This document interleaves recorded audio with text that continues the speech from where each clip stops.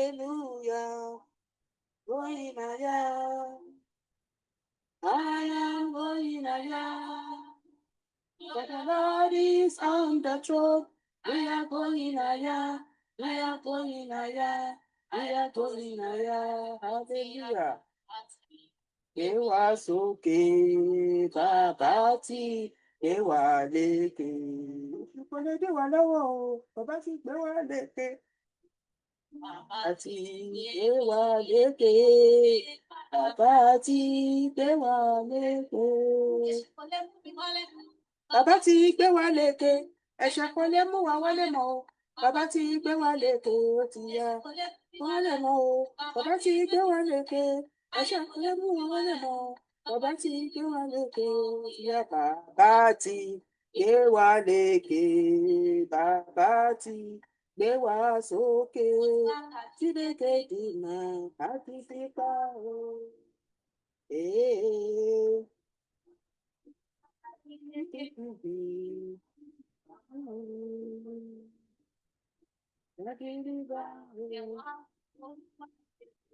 Ó tóbi lọ́ba nínú ayé rẹ̀. Ó tóbi lọ́ba Olúwa ṣe tì. Ó tóbi lọ́ba. Ọlọ́pẹ́.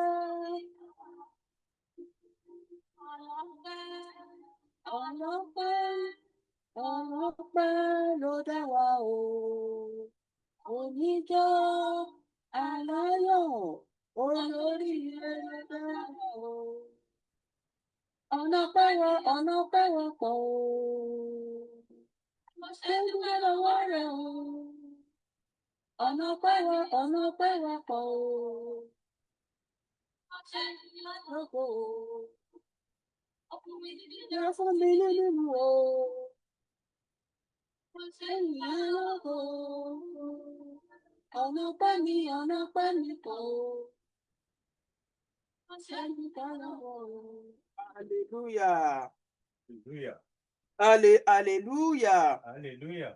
Hallelujah to Almighty God in the highest. Hallelujah. We give glory to God. We thank God for His mercy, grace upon us, upon our family, upon our children. Thank you, Lord. We thank God for His mercy. We thank God for His grace. We thank God for bringing us back once again at His altar of grace, altar of mercy, to come and praise our Lord, our Maker, to come and call upon Him. I pray as we have come tonight, the Lord will be with us in Jesus' name. Amen. Almighty God will answer all our prayers in Jesus' mighty name. Amen. The Lord Almighty will not leave each and every one of us alone in Jesus' mighty name. Amen. Good evening, our mothers and fathers on the platform, on social media. You are welcome once again to Power Prayer House here and Pentecostal Church Temple of God, UK. We give glory to God for all the service, for all the Lord's Day services that took place all over the world. We thank God for His mercy. We thank God that we conducted the services today, and the Lord manifested Himself in the services of today. We know that all our prayer has been answered, and our prayer, the Lord will continue to answer our prayer in Jesus' mighty name. Amen. We welcome you all once again to Shiloh Hour Service. Tonight is the 5th week of our Divine Shiloh Hour Service. The 5th week of our Divine Shiloh Hour Service. We are here again to come and seek for the protection of God. And I pray that the protection of God will continue to be upon each and every one of us, our household, in Jesus' mighty name. Amen. Almighty God will send His host of angels of protection to protect us, to guide us, to be with us in Jesus' mighty name. Amen. In Jesus' name I pray. Amen, amen, amen. In Jesus' name. My Father in the Lord, Senior Babade, please lead us in opening prayer by reading Psalm 130, Psalm 99, and 24. Over to you, sir. God bless you. Thank you, Mother. God bless you too. Let us pray. Glory be to the Father, to the Son, and to the Holy Ghost. As it was in the beginning, is now, and never shall be, world without end. Amen. Glory be to the Father, to the Son, and to the Holy Ghost. As it was in the beginning, is now, and never shall be, world without end. Amen. Glory be to the Father, to the Son, and to the Holy Ghost. As it was in the beginning, is now, and never shall be, world without end. Amen. Out of the depth I cried to you, Lord. Oh, yes. Lord, hear my voice. Oh, yes. Let your ears be attentive to my cry for mercy. If you, Lord, kept a record of sins, Lord, who could stand? But with you there is forgiveness, so that we reverence serve you. I wait for the Lord, my hope being waits, and in his word I put my hope. I wait for the Lord, more than watchmen wait for the morning. More than watchmen wait for the morning. Israel, put your hope in the Lord, for with the Lord is unfailing love, and with him is full redemption. He himself will redeem Israel from all their sins. Amen. Amen, amen, amen, in Jesus' name. Glory be to the Father, to the Son, and to the Holy Ghost. As it was in the beginning, is now, and never shall be, world without end. Amen.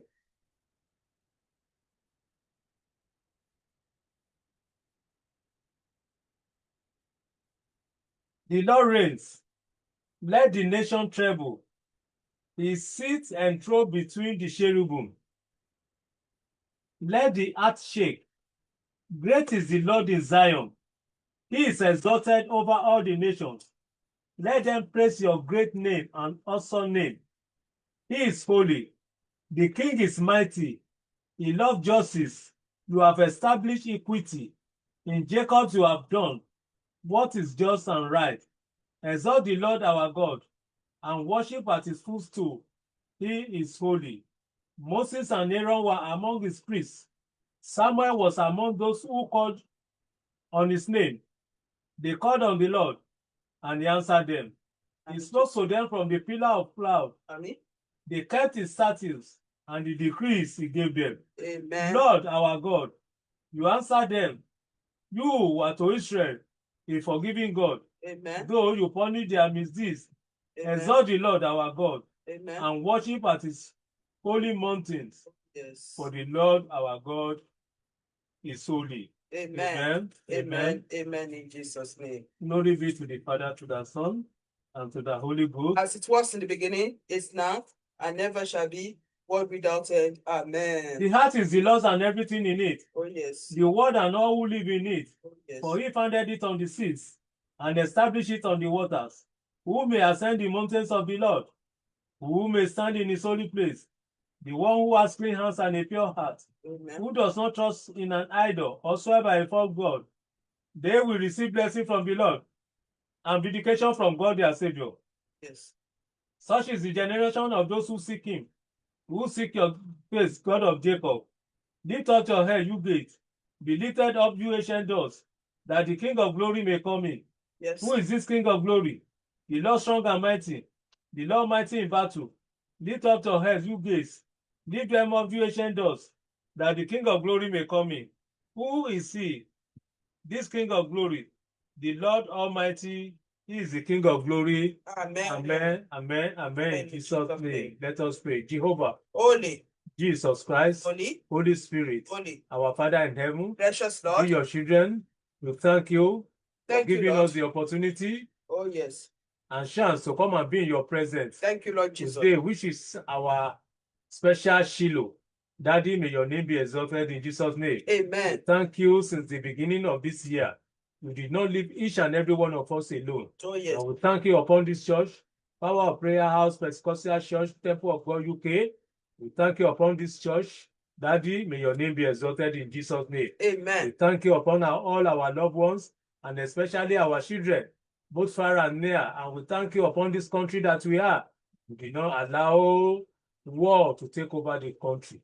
Daddy, may your name be exalted in Jesus' name. Amen. We are here this evening to come and pray, especially upon those who are looking unto you like Hannah. Daddy, come and answer them.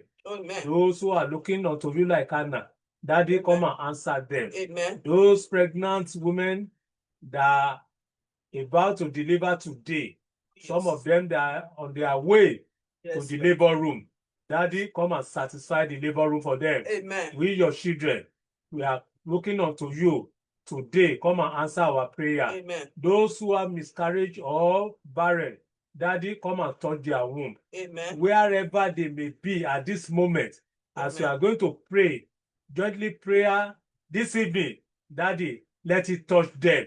Let it touch them. Amen. Let miracle follow. Amen. Daddy, we commit this platform into your care. Daddy, come and satisfy it. Amen. Come and be with each and every one of us today. Amen. All the prayer ministers, come and fill their mouths. Amen. Every word that is going to come out from their mouth. Oh, Daddy, let it sow a good seed. Amen. Thank you, Lord, for answering prayer. Amen. In Jesus' name I have prayed. Amen. Amen. Amen. Amen. In Jesus' name, the Lord's Prayer. Our Father, who art in heaven, hallowed be thy name. Your kingdom come, your will be done on earth as it is in heaven. Give us this day our daily bread, and forgive us our trespasses, as we forgive those who trespass against us. And lead us not into temptations, but deliver us from all evils. For thine is the kingdom, the power, and the glory forever and ever. Amen. Authority from heaven. Oh, yes. Daddy, come and use it to seal our prayer. Amen. Thank you, Lord, for doing so for us. Amen. In Jesus' name, I have prayed. Amen. Amen. Amen. In Jesus' name. Praise Thank you the very Lord. much. Hallelujah. Over to you, Mother. Lord. Hallelujah. Praise the Master Jesus. Hallelujah. Hallelujah. We are going to let us start giving praises to God. We are going to first of all thank God and appreciate God for his mercy upon our life, for his grace, for his power upon our life. Let's give glory to God. Let's thank God. Let's start praising God. For the Lord to bring us back on this podium today. Let's say, Lord, I thank you. I appreciate you. I give you all the glory. I give you all the adoration. Psalm 9 says, Psalm 1 says, I will give thanks to the Lord with all my heart. I will tell of your wonderful days. I will be glad and rejoice in you. I will sing the praises of your name, O Messiah. Let's praise God. Because why do we need to praise God? In that verse 3 it says that my enemies turn back, they stumble and perish before you. That's Psalm 9 from 1 to 3. Help me read it, my Father. Psalm 9, 1 to 3. Yes, sir. I will praise thee, O In Lord. Yoruba, sir, I've read it in English already, sir. Oh. Thank you, sir. Èmi ò fi gbogbo àyà mi yìn Olúwa. Èmi ò fi gbogbo àyà mi yìn Olúwa. I will use all my heart to praise the Lord. Èmi ò fi gbogbo iṣẹ́ ìyanu rẹ̀ hàn. I will show his wonderful works in my life. Èmi ò yọ̀. I will be glad. Èmi ò sì ṣe inú dídùn I nínú will rẹ̀. rejoice in the Lord. Èmi ò sì kọrin ìyìn sí orúkọ And rẹ̀. I will sing the praises of your name, O Messiah. Now tonight, why do we need to do this? Read verse 3 for me, sir. Nígbà tí àwọn ọ̀tá mi bá pẹ̀yìn dà. When my enemies turn back, wọ́n ṣubú. my enemy will stumble. Wọ́n sì ṣègbé. And they will perish before the Lord. Níwájú mi. In front of me. It says before you. That is why we need to thank God. Because when God fights our battle for us, when God take vengeance upon our enemies, we shall praise him and glorify him. The Lord has been supporting us. The Lord has been guiding us. The Lord has been protecting us. The Lord has been there for us. He has been our provider.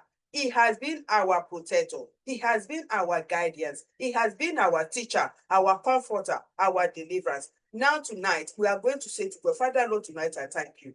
I praise you with all my heart. I give thanks to you. Give glory to God and thank God. Father, Lord, I thank you. I glorify you upon my children, upon my household, upon my family. Hallelujah, we are grateful. Pregnant women, expectant mothers, seekers of the blessing of the womb, all our children, our families, all over the world. Lord, we thank you. We appreciate you. We glorify you. Ẹ máa dúpẹ́ lọ́wọ́ Ọlọ́run. Ẹ máa fi ọpẹ́ fún Ọlọ́run. Ẹ máa fi ìfẹ́ Ọlọ́run. Ẹ máa fògo àtọlá fún Ọlọ́run. Ẹ máa fi fún Ọlọ́run. Ọlọ́run ò ṣeun. Ẹ̀mí mímọ́ ò ṣe. Ẹ̀mí mímọ́ mo dúpẹ́. Bí ẹ ga mo yìn ẹ́ lógo. Mo fi ọpẹ́ fún ẹ, mo fi ìyìn fún ẹ, mo fògo àtọlá fún ẹ. Olúwa ni ó ṣeun. Olúwa ni ó ṣeun. Oore Ọlọ́run pọ̀ nínú ayé rẹ. Ọlọ́run ti ṣe oríṣiríṣi oore fún ẹ. O ní láti dúpẹ́ lọ́wọ́ Ọlọ́run. You need to give glory to God. You need to thank God.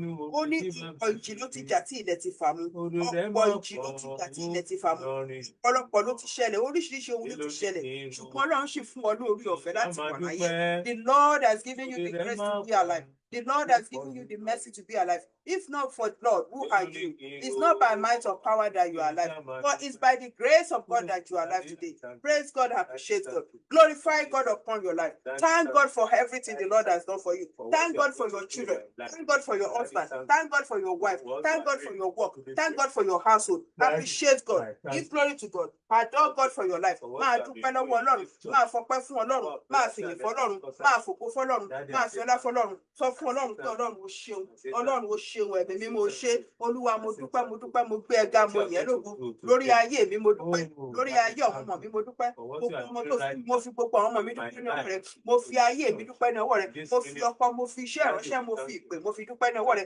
Iṣẹ́ mi, iṣẹ́ ara, mo dúpẹ́ ní ọwọ́ rẹ. Dúpẹ́ lọ́wọ́ Ọlọ́run, gbé Ọlọ́run ga, ní Ọlọ́run lógo. Ní orúkọ Jésù Kristi Olúwa àti Olùgbàlà wa. Àmín, àmín ní orúkọ Jésù. In Psalm 8 says, Lord, our Lord, our majesty is your name in all the earth. You have set your glory in the heavens. Through the praises of children and infants, you have established a stronghold against your enemies to silence the foe and the avenger. Help me read this, sir. Olúwa, Olúwa wa. Olúwa, Olúwa wa. Orúkọ rẹ ti níyì tó. Orúkọ rẹ ti níyì tó. Ní gbogbo ayé. Ní gbogbo ayé, ẹ dúró. Ọ̀rọ̀ yẹn ni Olúwa, Olúwa wa. Orúkọ rẹ ti níyì tó ní gbogbo ayé. Tó já sí pé kò sí orúkọ ẹnìkan ní ayé tó níyì tó orúkọ Ọlọ́run. Ọba gan, orúkọ ọba ò níyì tó orúkọ Ọlọ́run. Ìjòyè, orúkọ wọn ò níyì tó orúkọ Ọlọ́run. So it's only God's name that is most powerful name. Orúkọ Ọlọ́run ló tó fi yìn fún, ló tó gbòfògbò fún, ló tó fi ọlá fún ní. Only Lord our Lord, how majesty is your name in all the earth. Orúkọ rẹ ti níyì tó, ẹ sọ fún Ọlọ́run. Olúwa, mo gbé orúkọ rẹ ga nínú ayé mi. Mo gbé orúkọ rẹ ga nínú ayé àwọn ọmọ mi. Mo gbé orúkọ rẹ ga nínú ẹbí mi. Mo gbé orúkọ rẹ ga lórí iṣẹ́ ìránṣẹ́ mi. Mo gbé orúkọ rẹ ga lórí ìpè mi. Olúwo ṣeun, mo yìn ẹ́, mo gbé ẹ ga, ẹ sọ di àdúrà. Ní orúkọ Jésù, ní orúkọ Jésù, ní agbára ẹ̀jẹ̀ Jésù. Olúwa Ọlọ́run alágbára bàbá mi àti Ọlọ́run mi. Olúwa, mo gbé orúkọ rẹ ga nínú ayé mi. Mo gbé orúkọ rẹ ga nínú ayé àwọn ọmọ mi. Mo gbé orúkọ rẹ ga lórí ayé ọkọ. Mo gbé orúkọ rẹ ga nítorí orúkọ rẹ ló níyì ju gbogbo orúkọ lọ lórí ikùn mẹ́rẹ̀ẹ̀rin gbogbo àgbáyé. Orúkọ rẹ ló ní agbára jù lórí ikùn mẹ́rẹ̀ẹ̀rin gbogbo àgbáyé. Lẹ́yìn orúkọ Ọlọ́run kò tún sí orúkọ mímọ́ tó tó júbà fún. Kò sí orúkọ mímọ́ tó tó fìyìn fún. Orúkọ Ọlọ́run ọba. Ọlọ́run tó dá ayé àti ọ̀run àti gbogbo àwa tá ń bẹ nínú rẹ̀. Òun lọ́pẹ́ yẹ, òun ní yíyẹ, òun gbogbo yẹ. Òun ní yìí fún, òun ló tó fọlá fún, òun ló tó fi ògo fún, òun ló tó fi iyì fún. Ẹ dúpẹ́ ní ọwọ́ Ọlọ́run. Ọlọ́run gbogbo àgbáyé. Ọlọ́run gbogbo àgbáyé. Ọlọ́run gbogbo àgbáyé. Olórí ayé o ṣé. Olórí ayé o ṣé. Olórí ayé o ṣé. Olórí ayé o ṣé. Ọlọ́run bàbá, Ọlọ́run ọmọ, Ọlọ́run ẹ̀mọ́, Ọlọ́run àwọn ìrandíran mi, Ọlọ́run àwọn bàbá ńlá mi, Ọlọ́run ẹ̀mí àwọn wòlíì, Ọlọ́run àwọn àgbààgbà, Ọlọ́run tó dá ayé àti ọ̀run àti gbogbo ohun tó ń bẹ nínú rẹ̀. Ìwọ ni mo fi ọpẹ́ fún, ni mo fi yìn fún, mo fògo fún. Nítorí pé orúkọ rẹ ní ìjú gbogbo ayé lọ. Ìwọ ló tó gbéga, ìwọ ló tó fi yìn fún. Orúkọ rẹ ló tó gbéga, orúkọ rẹ ló tó fi yìn fún. Olúwa ẹ ṣeun, ẹ̀mí mímọ́ o ṣé. Olúwa dúpẹ́ o, ẹ gbé yín ga yìí lógo. Ọlọ́run mi o ṣeun.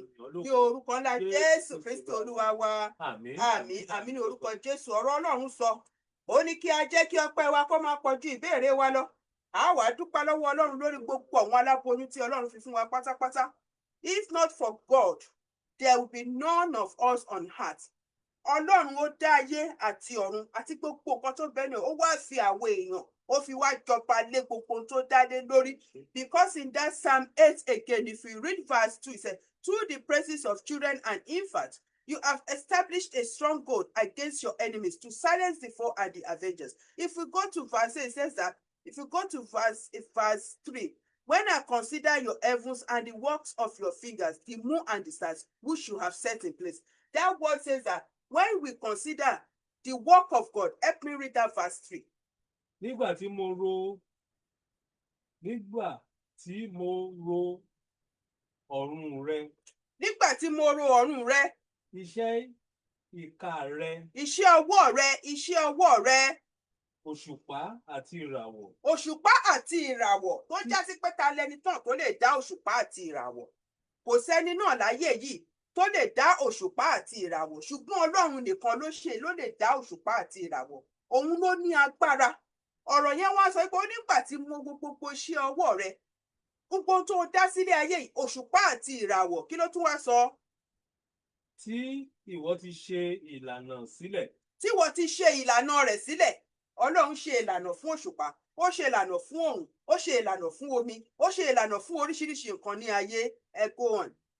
Kí ni ènìyàn tí ìwọ ti ń ṣe ìrántí rẹ̀? Kí ni àwa ènìyàn tí ìwọ fi ń ṣe ìrántí rẹ̀? Ẹ máa gbọ́, ọ̀rọ̀ yẹn sọ pé àwa ènìyàn kí ni wá níwájú Ọlọ́run tí Ọlọ́run fi nífẹ̀ẹ́ wa tó yìí, tó fi ń ṣe ìrántí wa ní gbogbo ìgbà. Àti ọmọ ènìyàn tí ìwọ fi ń bẹ̀ ẹ́ wò. Ní ojoojúmọ́ ni Ọlọ́run ń bẹ̀ wá wò. Ní ojoojúmọ́ ni Ọlọ́run ń yẹ̀ wá wò. Tí Ọlọ́run bá fi wá sílẹ̀ ní ìṣẹ́jú kan, a ò lè dálé ayé yìí pé tí ò bá ń ṣe pé Ọlọ́run wà pẹ̀lú wa. Òun ló fún wa ní ẹ̀mí tá fi ń mí. Òun ló jẹ́ ká máa sùn ká máa jí láyọ̀ àti àlàáfíà. Òun ló ń ṣọ́ wa tó jẹ́ ká máa jáde lọ ká máa wọlé dé láyọ̀ àti àlàáfíà. Òun ló ń pèsè ohun gbogbo fún wa. Òun ló ń rán aláàánú sí wa. Òun ló ń rán olùrànlọ́wọ́ sí wa. Kì í ṣe pé gbogbo nǹkan tá à ń ṣe agbára wa la fi ṣe torí tí Ọlọ́run ò bá fún wa lágbára ta ni wá níwájú Ọlọ́run. Ìyẹn lọ̀rọ̀ yẹn ṣe sọ pé ó ní what is mankind that you are mindful of them. Ta ni ọmọ ènìyàn tí wọ́n fi ń bẹ̀ wò? Human beings that you care for them. Verse 5. Ìwọ ṣáà dá a ní onírẹ̀lẹ̀ díẹ̀ ju àwọn áńgẹ́lì lọ. Ìwọ sì ti fi ògo àti ọlá dé ilé adé. Ọlọ́run fi ògo àti ọlá, ó fi dé èmi àti yín ládé. Irú ògo báyìí àti ọlá báyìí kò sí ẹni tó lè fún yàn. Ògo adé tá à ń dé fún wa ní ayé, adé ti ayé ni. Ògo tá à ń gbà láyé, ògo táyé ni. Ṣùgbọ́n ògo kan wà tó jẹ́ pé kò ṣeé gbà, kò ṣeé pààrọ̀. Adé kan wà tó jẹ́ pé kò ṣeé gbà, kò ṣeé pààrọ̀. Kò dẹ̀ ń ṣe adé tí ayé ń fojú rí. Kò ń ṣe adé tí a lè fọwọ́ kàn. Ó wà lórí gbogbo wa tí à ń gbé káàkiri. Adé ògo Ọlọ́run, adé iyì Ọlọ́run, adé ọlá Ọlọ́run, òun ni. Ó ní you have made them a little lower than the angels and crowned them with glory and honor. Ògo àti ọlá, Ọlọ́run yọ̀ǹda rẹ̀ fún wa. Ó fún wa ní ògo, ó fún wa ní ọlá, ó ní ká máa fi ṣayé. Kí la tún fẹ́ ní ọ̀dọ̀ Ọlọ́run jù bẹ́ẹ̀ lọ? Ẹ jẹ́ ká tún lọ sínú àdúrà ọpẹ́. Ká sọ fún Ọlọ́run pé mo dúpẹ́ Ọlọ́run. Ipò dé mi ní adé ògo, adé iyì, adé ọlá, Olúwo ṣeun. Adé ògo tó délé mi lórí, adé ọlá tó fi fún mi, ọlá àti iyì àti ògo tó fi fún mi. Bàbá, má jẹ́ kí èṣù kó gbà lọ́wọ́ mi, má jẹ́ káyé kó bàjẹ́ mọ́ mi láyé àti àwọn ọmọ mi. Ẹ sọ di àdúrà. Ní orúkọ Jésù, ìgbàgbọ́ Jésù, Olúwa mo dúpẹ́ fún adé ògo èyí tó yọ̀ǹda fún mi, adé ògo tó délé mi lórí, adé ògo tó dé lọ́wọ́ ọmọ mi lórí, ọlá àti iyì tó fi fún mi láyé yìí. Ọlọ́run mo dúpẹ́ nítorí kò sí ẹni tó lè fún wa nírú adé báyìí, kò sẹ́ni tó lè fún wa nírú ọlá báyìí àfi Ọlọ́run ni. Béèyàn bá fún ẹ lọ́lá wọ́n gbà padà, wọ́n dí ẹ ládé wọ́n gbà padà. Bó o bá fayé sílẹ̀, gbogbo tí ayé fún ẹ ni ayé ó gbà padà. Ó máa fi gbogbo ẹ lè sí ayé yìí. Ṣùgbọ́n kankan wà tí Ọlọ́run máa fún ẹ tó ò lè gbà padà ní ọwọ́ rẹ̀. Òun ni adé ògo, òun ni adé ọlá, òun ni adé iyì. Ó ní you crowned them with glory and honor. Ohun tí a fẹ́ níwájú Ọlọ́run yẹn. Ọlọ́run ó ṣe mo dúpẹ́. Olúwa mo dúpẹ́. Ẹ̀mí mímọ́ mo dúpẹ́. Mo gbé ẹ ga mo yìn ẹ́ lógo. Olúwa gbọpẹ́. Olúwa gbọpẹ́. Olúwa gbà yìn. Olúwa gbọpẹ́. Olúwa gbà yìn. Olúwa gbọpẹ́ mi. Olúwa gbà yìn mi. Olúwa gbọpẹ́ mi. Olúwa gbà yìn mi. Olúwa gbọpẹ́ mi. Olúwa gbà yìn mi. Olúwo ṣeun. Olúwo ṣeun. Ẹ̀mí mímọ́ ṣe. Ní orúkọ ńlá Jésù Kristi Olúwa àti Olùgbàlà wa. Àmín. Àmín ní orúkọ Jésù. Mo gbà á ládùúrà. Ọlọ́run tó ń gbọpẹ́ ẹ̀dá, tó ń ṣíjú àánú wo ẹ̀dá, yóò gbọpẹ́ wa, yóò ṣíjú àánú wò wá ní àṣálẹ́. Àwọn ọ̀run wọn ò súre fún èmi àti yín ní àṣálẹ́ yìí. Àwọn ọ̀run wọn ò gbàdúrà fún èmi àti yín ní àṣálẹ́ yìí. Àdúrà wa níwájú Ọlọ́run ní àṣálẹ́. Àwọn màláìkà tó máa ń gbé àdúrà ẹni gòkè tọ̀ Ọlọ́run lọ bí òórùn tùràrí. Wọ́n sọ̀kalẹ̀, wọ́n gbé àdúrà èmi àti yín gòkè tọ̀ Ọlọ́run lọ ní orúkọ Jésù. Olùgbàlà ẹ̀jẹ̀ Jésù Kristi Olúwa wa. Àmín àmín ní orúkọ Jésù. We are going to pray for the protection of God. Let's go to Psalm 91 quickly. Psalm 91. That is where we are taking our prayer for tonight's Divine Shiloh hour for. Hallelujah. Hallelujah. Let's read Psalm 91 together. It says, whoever dwells in the shelter of the Most High We rest in the shadow of the Almighty. Ẹni tó jókòó níbi ìkọ̀kọ̀. Ẹ bá mi kà á. Ẹni tí ó jókòó níbi ìkọ̀kọ̀ ọ̀gá ògo. Ẹni tó jókòó ní ibi ìkọ̀kọ̀ ọ̀gá ògo. Yóò máa gbé abẹ́ òjìji Olódùmarè. Yóò máa gbé abẹ́ òjìji Olódùmarè. Ibo lèmi àti yín jókòó sí ná. Jókòó síbi. Because if you are not under the shelter of the Almighty God, we cannot live under his shadow. Because that word of God is telling you and I, whoever dwells in the shelter of the Most High, we rest in the shadow of the Almighty. Ẹni tó jókòó ní ibi ìkọ̀kọ̀ ọ̀gá ògo, òun ni yóò máa gbé ní abẹ́ òjìji Olódùmarè. Ìwọ tó fira ẹ pamọ́ sí abẹ́ ìbòjì Ọlọ́run, ìwọ ni yóò máa gbé ní abẹ́ òjìji Elédùmarè. A wá fẹ́ sọ fún Ọlọ́run ní àṣálẹ́ yìí, Olúwa Elédùmarè, ràn mí lọ́wọ́ láti máa gbé ní abẹ́ òjìji èrè Ọlọ́run. Give me the grace and the power to live under your shelter. Whoever dwells in the shelter of the Most High, are you dwelling in the shelter of the Most High? Because those who are under the shelter of the Most High are the ones that will be living in the shadow of the Almighty, are those ones that will rest in the shadow of the Almighty. Are you living in the shelter? Do you dwell in the shelter of God? Where is your shelter? Let's ask our question. Whoever dwells in the shelter of the Most High. A lot of us, we do reading Psalm 91 every day. Where is your shelter? Where is my shelter? Ibo ni mo fi ara mi pamọ́ sí? Ibo lo fi ara rẹ pamọ́ sí? Ṣé abẹ́ Ọlọ́run ló wà? Àbí abẹ́ ènìyàn ló wà? Ọ̀pọ̀ wà lábẹ́ èèyàn tí ò sí lábẹ́ Ọlọ́run. Wọ́n sì máa ka sáàmù yìí, but ibi tó fara wọn pamọ́ sí, ó yàtọ̀ sí ibi tó ń kà nínú Bible. Whoever dwells in the shelter of the Most High will rest in the shadow of the Almighty. Ẹni tó bá ẹ bá mi kà ní Yorùbá. Ẹni tí ó jókòó níbi ìkọ̀kọ̀ ọ̀gá ògo. Ó ní ibi ìkọ̀kọ̀ ọ̀gá ògo. Yóò máa gbé abẹ́ òjìji Olódùmarè. Yóò máa gbé abẹ́ òjìji Elédùmarè. Ibo ni èmi àti yín jókòó sí? Where are we sitting? Do we even know if we are under the shelter of the Most High God? Because those are the ones that will rest in the shadow of the Almighty. Àwọn yẹn ni wọ́n máa gbé ní abẹ́ òjìji Elédùmarè. Àwọn tí wọ́n jókòó ní ibi ìkọ̀kọ̀ ọ̀gá ògo tó jẹ́ pé ní ẹ̀gbẹ́ Jésù ni wọ́n wà. Àwọn àti Jésù wọ́n jọ ń jẹ, wọ́n jọ ń mu nínú ọ̀rọ̀ rẹ̀ ní gbogbo ìgbà. Those that have relationship with God, those that have communion with God, those that every day of their lives is always about God.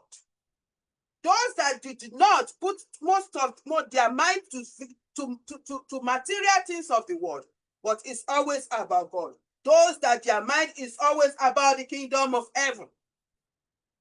Those are the ones that will rest in the shadow of the Almighty. We are going to pray to God tonight and say to God, Father Lord, help me to live under your shelter because I want to rest under your shadow. Lord, help me to live under your shelter because I want to rest under your shadow. Let's turn into prayer. Jehovah, Jesus Christ, we are not praying. Jehovah, Jesus Christ, Holy Spirit, my Father and my God. Father, Lord, give me the power and the grace to live under your shelter. Power to live under your shelter because I want to rest under your shadow. It says, those whoever dwells in the shelter of the Most High will rest in the shadow of the Almighty.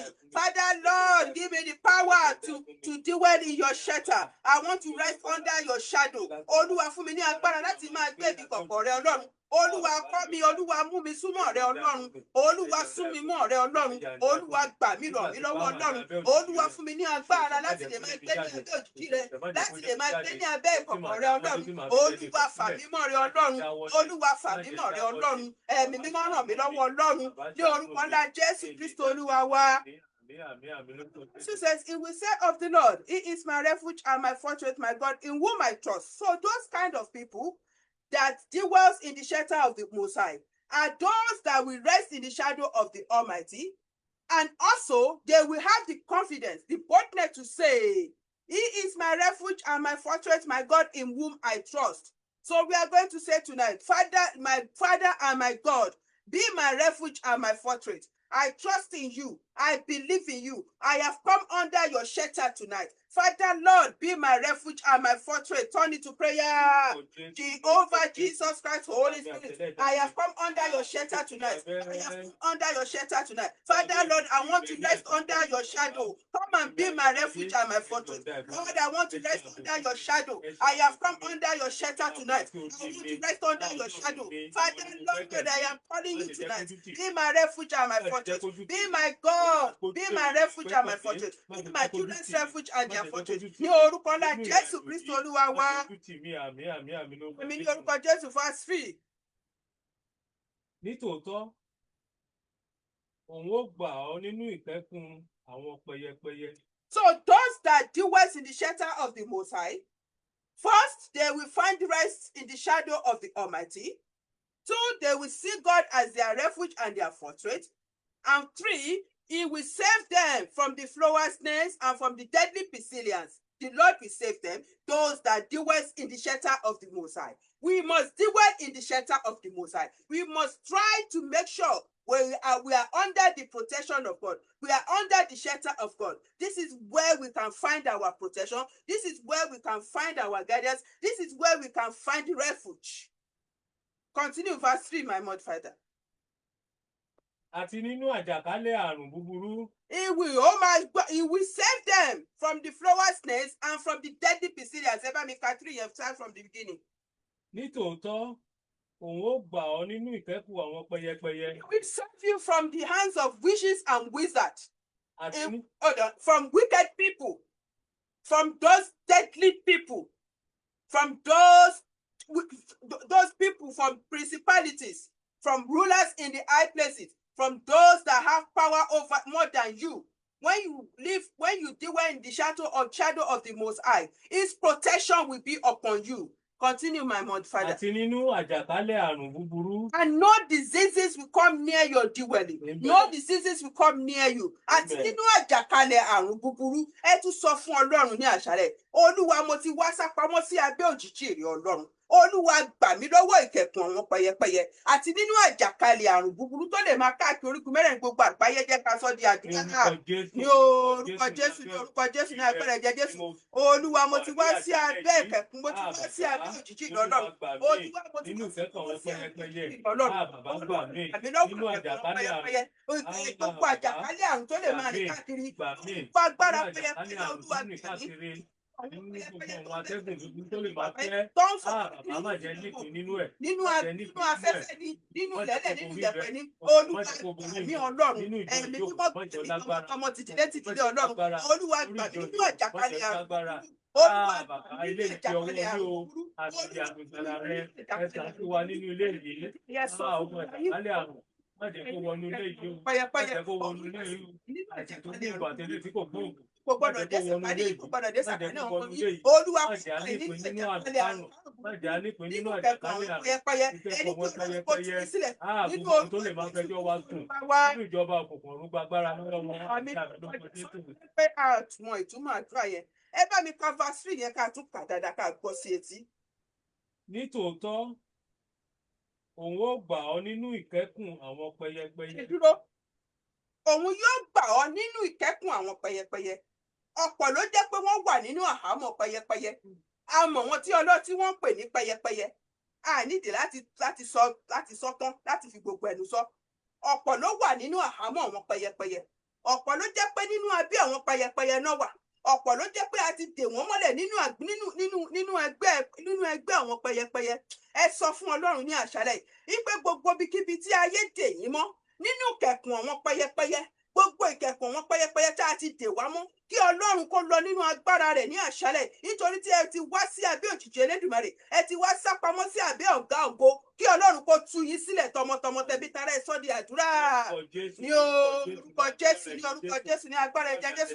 Olúwa Ọlọ́run alágbára bàbá mi àti Ọlọ́run mi, nítorí pé mo ti wá sápamọ́ sí abẹ́ òjìji rẹ̀ ní àṣálẹ́. Mo ti wá sí rẹ̀ ní àṣálẹ́. Olúwa gbà mí lọ́wọ́ kẹ̀kùn inú kẹ̀kùn kí ìpínlẹ̀ wo láti tó ìṣàdá mi mọ́, inú kẹ̀kùn ìpínlẹ̀ wo láti ìṣẹ̀lẹ̀ àwọn ọmọ mi mọ́. Olúwa lọ́bẹ̀ lọ́tún sílẹ̀, inú kẹ̀kùn ìpínlẹ̀ wo láti ìdílé mi mọ́. Èmi lọ́bẹ̀ ní àṣálẹ̀ kó lọ tú wa sílẹ̀ ó yá ìtúsílẹ̀ lọ́wọ́ ìkẹ̀kùn pẹyẹpẹyẹ ó yá ìtúsílẹ̀ lọ́wọ́ ìkẹ̀kùn pẹyẹpẹyẹ bá wa sílẹ̀ mi sọ fún Ọlọ́run kí Ọlọ́run ìsílẹ̀ lọ́wọ́ ìkẹ̀kùn pẹyẹpẹyẹ ní orúkọ àmì orúkọ Jésù ẹ bá mi tùkà ìkẹ̀kùn wọn pẹyẹpẹyẹ ọwọ́ wo là ń pè ní ìkẹ̀kùn pẹyẹpẹyẹ ẹ jẹ́ ṣàlàyé fún mi ta ló mọ̀ hello. Àwọn apẹ̀kùn pẹyẹpẹyẹ dàmísì àwọn ọ̀tá àyàn ni. hello sàmà. Mo ní àwọn ẹkùn pẹyẹpẹyẹ dàmísì àwọn ọ̀tá tó máa ń yọ̀yàn lẹ́nu. àwọn àjẹ́. Àwọn àjẹ́ àwọn tó máa pa lójú oorun tó máa wá nígbà téèyàn bá fún ní lójú. pẹyẹpẹyẹ bẹ́ẹ̀ ni. Àwọn tó sàpamọ́ sínú abẹ́ òkùnkùn. Òru bẹ́ẹ̀ ni. Wọ́n ń ta fàábi láti inú òkùnkùn. Àwọn náà ń pè ní ìkẹ̀kùn pẹyẹpẹyẹ. Bẹ́ẹ̀ ni. Àwọn ọ̀tá, àwọn ọ̀kà èèyàn, àwọn tó kọ wa lọ sínú ẹgbẹ́ ayé láti ṣe wá níbi, àwọn yẹn là ń pè ní ìkẹ̀kùn pẹyẹpẹyẹ. Ṣé mọ̀ pé a máa ń ka Psalm 91 yìí bọ̀ tó bá ta bá farabalẹ̀ ta bá mú ní ìkọ̀kan. A ó rí i pé àdúrà tó ń bẹ́ẹ̀ àdúrà tó ní agbára ni. Rẹpẹtẹ àti ìwòsàn gbogbo ọ̀hún. Ó ní nínú ìkẹ̀kùn pẹyẹpẹyẹ ní ọwọ́ ajé. Ó ní àwọn tó bá farapamọ́ sí abẹ́ òjìji ọ̀gá ògo tó ń pẹ́ ní ìkọ̀kọ̀ ọ̀gá ògo àwọn ni Ọlọ́run yóò gbàlà lọ́wọ́ òun ẹni báyìí. Ẹ jẹ́ ká sọ fún Ọlọ́run nínú ìkẹ̀kùn pẹyẹpẹyẹ wo ni ayé ti sọ orúkọ mi sí? Nínú ìkẹ̀kùn pẹyẹpẹyẹ wo láti fi ìṣẹ̀dá mi sí? Nínú ìkẹ̀kùn pẹyẹpẹyẹ wo láti lọ di ayé mi mọ̀ tí a wá fi ń yọ ayé wa lẹ́nu? Mo ti wá sí abẹ́ òjìji ọ̀gá ògo ní òru ọ̀gànjọ́ yìí. Mo ti wá sápamọ́ sí abẹ́ ọ̀gá ògo. Olúwa ní àṣálẹ̀ ó yá jáde lọ rán àwọn màláìkà rẹ̀ jáde lọ kán lọ tú mi sílẹ̀ kúrò nínú ìkẹ̀kùn pẹyẹpẹyẹ sọ́dí àdúrà ní orúkọ Jésù ní orúkọ Jésù ní agbára ẹ̀jẹ̀ Jésù. Olúwa Ọlọ́run alágbára bá pa mi àtẹlẹ́dà mi nínú ìkẹ̀kùn pẹyẹpẹyẹ wo la di ìṣẹ̀dá mi mọ̀ nínú ìkẹ̀kùn pẹyẹpẹyẹ wo la di ayé mi mọ̀ nínú ìkẹ̀kùn pẹyẹpẹyẹ wo la di àwọn ọmọ mi mọ̀ Olúwa lọ́nà ọ̀gbọ̀njọ́ ẹ̀mí mímọ́ lọ máa tú mi sílẹ̀ kúrò nínú ìkẹ̀kùn pẹyẹpẹyẹ ó yá tú mi sílẹ̀ kúrò ní ọwọ́ ayé ó yá tú mi sílẹ̀ kúrò lọ́wọ́ ọ̀tá tọmọtọmọ Olúwa dìde gbè wá níjà àwa kò ní agbára tá a lè fi jà ṣùgbọ́n Ọlọ́run àwa ti wá sábẹ́ ní ọ̀gbọ̀njọ́ Olúwa wá gbè wá níjà ẹ̀mí mímọ́ gbè wá níjà ó yá dìde tú wa sílẹ̀ ní orúkọ ńlá Jésù Kristi Olúwa wa àmín ní orúkọ Jésù. Then also from the deadly pestilence. Ẹ bá mi kà ní Yorùbá. That verse 3 that we are still with. Àti nínú àjàkálẹ̀ àrùn búburú. Olúwa o, oríṣiríṣi àrùn ló kún ayé báyìí nísìn. Oríṣiríṣi àrùn là ń gbọ́ tó kú. Oríṣiríṣi àìsàn ló fẹ́ nínú afẹ́fẹ́. Oríṣiríṣi àìsàn ni àwọn ọ̀ka èèyàn náà ń fẹ́ jáde sínú afẹ́fẹ́ tó ń fẹ́ lù wá tó ń fẹ́ lù àwọn ọmọ wa tí à ń mí sí mú tí à mọ bó ṣe jẹ́ tẹkọ̀ máa dédé gbé eléyìí ní àìsàn kánsà eléyìí ní àìsàn eléyìí ní àìsàn tọ̀hún ibo ló ti ń wá Olúwa ọ̀rọ̀ rẹ sọ wípé ẹni tó bá ń gbé ní abẹ́ òjìji ọ̀gá ògo ni ó máa rí gbogbo àwọn ìgbàlà yìí ní ọ̀dọ̀ rẹ̀ Olúwa Elédùmarè gbà mí lọ́wọ́ gbogbo àjàkálẹ̀ àrùn tá a bá rí gbogbo àjàkálẹ̀ àrùn tó ń jà rànyàn káàkiri orígun mẹ́rẹ̀ẹ̀rin gbogbo àgbáyé Olúwa má jẹ́ ó dọ́dọ̀ mi má jẹ́ ó dọ́dọ̀ wọn mọ̀ mí Ọlọ́run Olúwa fàbò rẹ pò mí ó yá gbà mí lọ́wọ́ àjàkálẹ̀ àrùn àdúrà ní orúkọ Jésù ní orúkọ Jésù ní agbára ẹ̀jẹ̀ Jésù Olúwa ẹ gbà sọ fún Ọlọ́run gbogbo àjàkálẹ̀ àrùn tó lè má jà rànyàn káàkiri orígun mẹ́rẹ̀ẹ̀rin gbogbo àgbáyé Fẹ́fẹ́ àjàkálẹ̀ àrùn má jò fẹ́ lù mí tọmọtọmọ. Fẹ́fẹ́ àjàkálẹ̀ àrùn má jò fẹ́ lù ọkọ mi. Fẹ́fẹ́ àjàkálẹ̀ àrùn má jò dé Ọlọ́run. Fẹ́fẹ́ àjàkálẹ̀ àrùn má jò dé sàkálẹ̀ mi. Tó dé sàkálẹ̀ àwọn ọmọ mi. Àwọn àìsàn tó fẹ́. Àìsàn tó fẹ́. Ó ní ìkọ̀rẹ́. Àìsàn tó gbogbo àtẹlẹ́ fi sàkálẹ̀ àwọn ọmọ mi. Jésù Kristo Olúwa wa. Ẹ jẹ́ ká gbàdúrà sí. Ó ní from the deadly pestilence Ọlọ́run yóò gbà wá lọ́wọ́ àjàkálẹ̀ àrùn oríṣiríṣi àrùn ló ti pọ̀ jù lórígun mẹ́rẹ̀ẹ̀rin gbogbo àgbáyé a ò tiẹ̀ mọ bí tí wọ́n ti ń wá oríṣiríṣi àìsàn ni wọ́n ń diagnose àwọn èèyàn lójoojúmọ́ Ọlọ́run ọ̀rọ̀ rẹ sọ wípé ó ní ẹni tó bá ń gbé ní abẹ́ òjìji rẹ ẹ bá mi ka verse 1 nìyẹn. Ẹni tí ó jókòó ní ibi ìkọ̀kọ̀ ọ̀gá ògo kò síbi ìkọ̀kọ̀ ọ̀gá ògo ni yóò máa gbé abẹ́ òjìji Olódùmarè. Yóò máa gbé abẹ́ òjìji Elédùmarè èmi ti wá jókòó sí abẹ́ ìkọ̀kọ̀ rẹ Ọlọ́run mo ti wá fi ara pa mi ara mi àti èmi àti ẹbí mi pamọ́ sí abẹ́ òjìji rẹ Olúwa o, má jẹ́ kí àjàkálẹ̀ àrùn má jẹ́ ó bá mi tọmọtọmọ. Gbà mí lọ́wọ́ àjàkálẹ̀ àrùn má jẹ́ ó fẹ́ lù mí, má jẹ́ ó fẹ́ lù àwọn ọmọ mi. Ẹ jẹ́ ká sọ di àdúrà. Ní orúkọ Jésù, ní orúkọ Jésù, ní agbára ẹ̀jẹ̀ Ẹ̀mí Jésù. mímọ́ Ọlọ́run Elédùmarè, èmi ti wá sábẹ́ sábẹ́ òjìji òjìji rẹ̀ ní rẹ wákàtí àfẹ́. Èmi ti wá sábẹ́ òjìji rẹ sábẹ́ ọ̀rẹ́ Ọlọ́run sábẹ́ òjìji àti rẹ àwọn ọmọ mi mo kó wọn wá sábẹ́ sábẹ́ òjìji ní àṣálẹ̀. òjìji Àti rẹ èmi àti ìdílé mi mo ti kó wọn wá sábẹ́ òjìji rẹ̀ sábẹ́ ẹ̀rẹ̀ Ọlọ́run. Olúwa gbà wá lọ́wọ́ àjàkálẹ̀ àrùn. Wá dáàbò bò wá Àdí mi má jẹ́ ó Olúwa dé sí dáàbò bò wá tó débi débi Wá tó dáàbò bá bò wá fẹ́ nínú afẹ́fẹ́ má jẹ́ ó fẹ́ Wá lù mí, má jẹ́ ó dáàbò fẹ́ lù mí. dáàbò bò wá o dáàbò bò wá dáàbò bò mí, dáàbò tọmọ dáàbò bò wá tẹbí tará, dáàbò bò wá wá sínú dáàbò dáàbò bò wá ààbò yẹn tó nípọ̀ tó yẹ dáàbò bò wá kó fi bò ààbò mí rẹ jẹ́ kó tọmọ dájú lórí wa ààbò rẹ kó dájú lórí wa aláàbò ní ààbò rẹ kó dájú lórí wa Àlè àìsàn kan tó ààbò rẹ kó dájú lórí wa ní orúkọ Jésù Kristo Olúwa wa. àmì lórúkọ Jésù. He will cover you with his feathers, and under his wings you will find refuge. His faithfulness will be your shed and rampart. Help me read the verse 4. Yóò fi ìyẹ́ rẹ̀ bò ọ́. Ẹ̀gbọ́n. Abẹ́ ìyẹ́ apá rẹ̀ ni ìwọ ó máa sì gbẹ́kẹ̀lé. Olúwa o, mo wá ìyẹ́ rẹ láti òkè mímọ́ rẹ wá. Olúwa fi dáàbò bò mí àti ìdílé. Jésù. Ẹ gbàdúrà ẹ sọ fún ìdílé mi Olúwa. Olúwa fi ìyẹ́ rẹ bò èmi àti ìdílé mi. Èmi àti Ìyẹ́ rẹ dáàbò bò mí Ọlọ́run. Gbogbo àjàkálẹ̀ àrùn, gbogbo agbára pẹyẹpẹyẹ tó lè máa fò káàkiri lórí mẹ́rin gbogbo àgbáyé má jẹ́ ọdọ́dọ̀ èmi àti àwọn ọmọ mi. Olúwa fi ìyẹ́ rẹ bò mí Ọlọ́run, ẹ sọ di àdúrà. Ní orúkọ Jésù, ní orúkọ Jésù, ní agbára ẹ̀jẹ̀ Jésù. Olúwa fi ìyẹ́ rẹ bò mí Ọlọ́run. Gbogbo àìsàn tó ń jà káàkiri mẹ́rin gbogbo àgbáyé. Olúwa má jẹ́ ó dé sàkání mi, má jẹ́ ó dé sàkání àwọn ọmọ mi. Ẹ máa gbàdúrà, ẹ máa sọ fún Ọlọ́run. Olúwa fi ìyẹ́ rẹ bò mí. Olúwa wá fi ìyẹ́ rẹ bò mí. Olúwa fi mí pamọ́ sábẹ́ ìyẹ́ rẹ. Mo ti kó gbogbo ìdílé mi wá sí ọ̀dọ̀ rẹ ní àṣálẹ̀. Olúwa fi ìyẹ́ rẹ bò mí Ọlọ́run. Olúwa fi ìyẹ́ rẹ bò mí.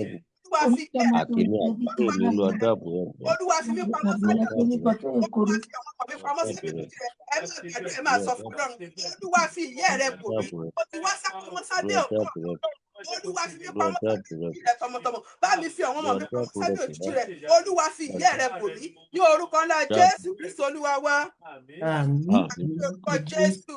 Verse 5 says, you will not fear the terror of night, nor the arrow that flies by day, nor the pestilence that stalks in the darkness, nor the plague that destroys at midday.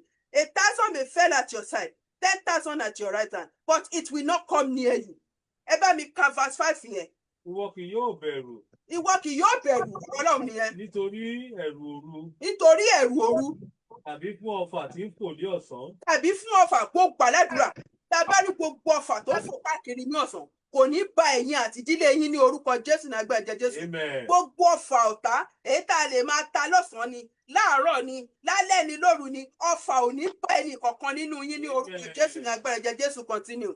Àrùn tí ń rìn kiri ní òkùnkùn. Gbogbo àjàkálẹ̀ àrùn tó lè máa rìn káàkiri ní òkùnkùn tí nígbà tẹ́ bá ń sùn oríṣiríṣi àrùn náà ló máa ń fẹ́ káàkiri. Gbogbo àìsàn káìsàn tó lè máa fẹ́ káàkiri lóru ní òkùnkùn tẹ́ fojú rí àti tẹ́ fojú rí, mo gbà á ládùúrà ní àṣálẹ́ kò ní dé sàkání ẹnì kankan yín ní orúkọ yín. Nínú ilé yín àìsàn ò ní wọlé tọ̀ yín wá. Ọmọ yín àìsàn ò ní dé bá wọn. Ẹ̀yin àti ìdílé yín ẹ̀ ní ṣàìsàn, àìsàn ò ní ṣe yín ní orúkọ Jésù Kristo Olúwa wa. Continue, my father. Tàbí fún ìparun tí ń rìn ní ọ̀sán gangan. Gbogbo abárí gbogbo ìparun tó ń rìn káàkiri ní ọ̀sán gangan, mo gbà á ládùúrà ní orúkọ Jésù àgbẹ̀ Jésù. O kò ní kan ẹnì kankan nínú yín ní orúkọ Jésù àgbẹ̀ Jésù. O ní payé rírun lójijì. O ní payé rírun lójijì. Èṣù ò ní payé rírun lójijì. Màkàkì tó lè fẹ́ payé wa kò ní dé sàkání ẹnì kankan yín ní orúkọ Jésù ní agbára ẹ̀jẹ̀ Jésù. Ó fẹ́ ti continue sir. Ẹgbẹ̀rún yóò ṣubú ní ẹ̀gbẹ́ rẹ. Ẹgbẹ̀rún àìsàn yóò máa ṣubú ní ẹ̀gbẹ́ yín ni kò ní dé sàkání ní orúkọ Jésù. Continue. Àti ẹgbàárùn ní apá ọ̀tún. Ní orúkọ Jésù. Ṣùgbọ́n kì yóò súnmọ́ ọ̀dọ̀ rẹ. Ṣùgbọ́n kì yóò súnmọ́ ọ̀dọ̀ yín. Àmì Jésù, kìkì ojú wa ni àwa ò fi rí. Kìkì ojú wa làwa ò máa fi rí. tí a ó sì máa fi wo èrè àwọn ènìyàn búburú. Tí máa fi wo èrè àti ìjìyà àwọn ẹni bí èèyàn. Ẹ ó máa fojú yín rí ìjìyà àwọn ọ̀tá yín. Ẹ ó fojú yín rí èrè àwọn ọ̀tá yín. Gbogbo nǹkan tí ọ̀tá ti ṣe sí yín ní aburú, Ọlọ́run yóò dá padà lé wọn lórí ní orúkọ Jésù Kristi Olúwa wa. Nítorí ìwọ Olúwa ní ṣe ààbò mi. Jésù. Bí Ọlọ́run ní ṣe ààbò mi, ẹ sọ fún Ọlọ́run ní àṣálẹ́. Olúwa, mo ti wá sí abẹ́ àgọ́ rẹ̀, sí abẹ́ ìbòjì rẹ̀. Olúwa, jí ààbò fún èmi àti ìdílé mi. Láìláì ẹ sọ di àdúrà. Ní orúkọ Jésù, ní orúkọ Jésù, ní agbára ẹ̀jẹ̀ Jésù. Olúwa Ọlọ́run alágbára bàbá mi àti Ọlọ́run. Ìdásí àbọ̀ ìjìdí orúkọ. Olúwa ọ̀tẹ̀ jáàbò fún mi. Tọmọtọmọ tẹbí tará o. Jáàbò fún mi àti àwọn ọmọ mi. Àti àwọn ọmọ mi. Àti àwọn àbúrò mi. Àti àwọn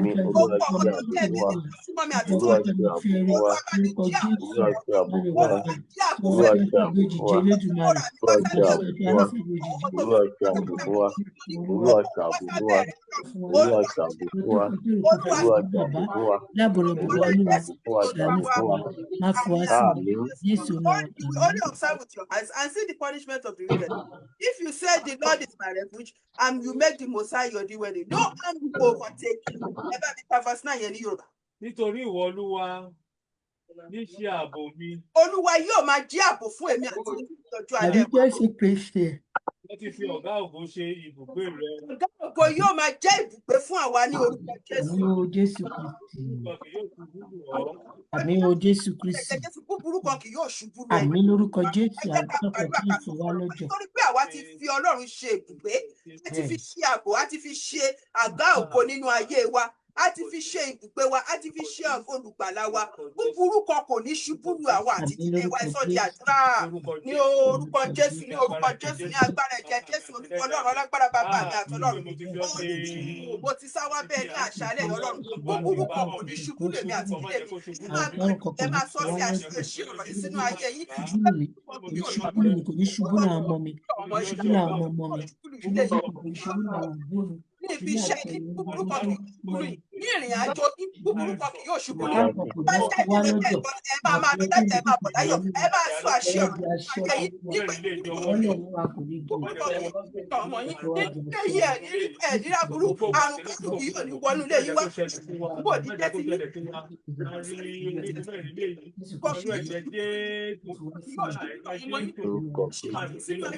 ẹ máa fi bú nínú ayé yìí. Ẹ máa fi Bali Masata Kapa.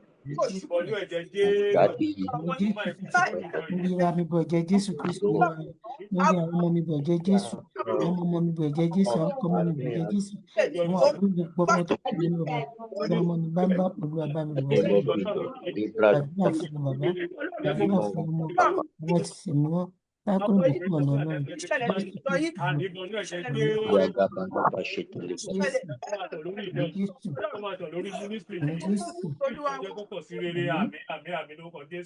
Verse 10 says, but no harm will overtake you. No disaster will come near your tent. Help me read verse 10. Búburú kan kì yóò ṣubú lù ọ́, bẹ́ẹ̀ ni àrùnkárùn kì yóò súnmọ́ ilé ní orúkọ Jésù. Nítorí tí yóò fi àṣẹ fún àwọn áńgẹ́lì rẹ̀. Torí rẹ̀ láti pa ọ́ mọ́ ní ọ̀nà rẹ gbogbo. For he will command his angels concerning you to guide you in all your ways. Olúwa pàṣẹ fún àwọn màláíkà rẹ̀ látòdì ọ̀run wá. Kọ́ máa wá pa èmi àti ìdílé mi àtàwọn ọmọ mi mọ́. Ìṣẹ̀mí kọ́ máa wá fi mí mọ̀nà. Ẹ sọ fún Ọlọ́run, Olúwa pàṣẹ fún àwọn màláíkà rẹ̀ látòdì ọ̀run wá. Láti máa wá dáàbò bò èmi àti ìdílé mi. Láti máa wá fi wá mọ̀nà máa tọ́ wa sọ́nà. Ó yẹ ẹ máa sọ àṣẹ ọ̀rọ̀ yẹn máa bẹ̀bẹ̀ ẹ máa sọ fún Ọlọ́run. Olúwa o, mo gbàdúrà ní àṣálẹ̀. Nítorí mo ti sọ pamọ́ sábẹ́ òjìji rẹ̀. Mo ti fi ra mi pamọ́ sábẹ́ òjìji rẹ̀ àti ìdílé mi. Olúwa pàṣẹ fún àwọn áńgẹ́lì rẹ̀. Ó yà kí ṣe fún ọmọ rẹ̀ bẹ̀rẹ̀ tó di ọ̀rọ̀. Kọ́mi wọ́n fi ọkọ̀ wá tọmọtọmọ. Kò bá wá sí ilé wa. Kò bá wá sí ilé wa. Tí jáde lọ kó máa ṣọ́ wa lọ. Kó máa ṣọ́ wa lọ. Ibi ọ̀gbọ́n wà náà ká máa rí ìdààmú. Olúwa Ẹlẹ́dùmarè mo bẹ̀bẹ̀. Olúwa pàṣẹ fún àwọn màláíkà rẹ̀ ní àṣálẹ̀. Ó yá kó máa wá dáàbò bò mí àti àwọn ọmọ mi àti ìdílé mi. Olúwa pàṣẹ fún àwọn màláíkà rẹ̀ kí wọ́n máa wá fún rẹ̀ Ọlọ́run. Ní orúkọ náà Jésù in orúkọ Jésù ẹ bá mi ka verse yẹn. For he will command his angels concerning you to guide you in all your ways.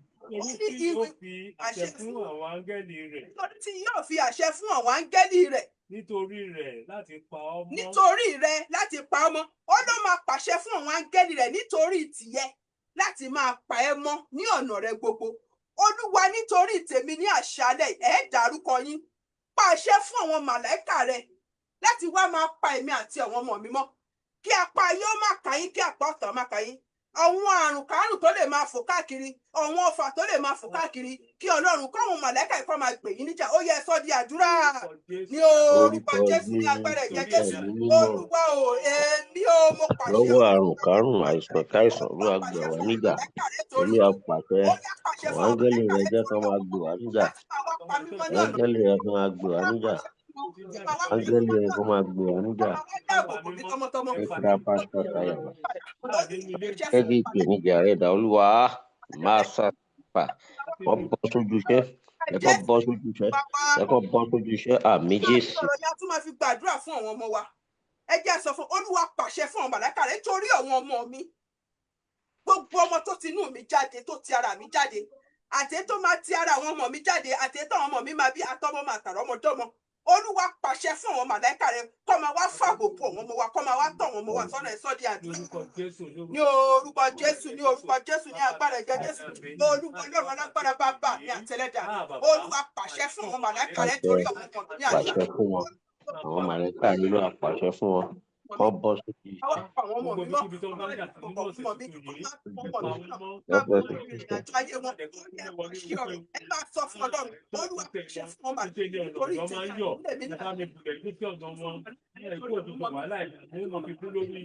Kán bọ́ sójú iṣẹ́. Kán bọ́ sójú iṣẹ́. Pàṣẹ fún àwọn màláíkà rẹ̀. Ó yá ẹ bọ́ sójú iṣẹ́. Ó yá ẹ bọ́ sójú iṣẹ́. They will lift you up in their hands so that you will not strike your foot against a stone.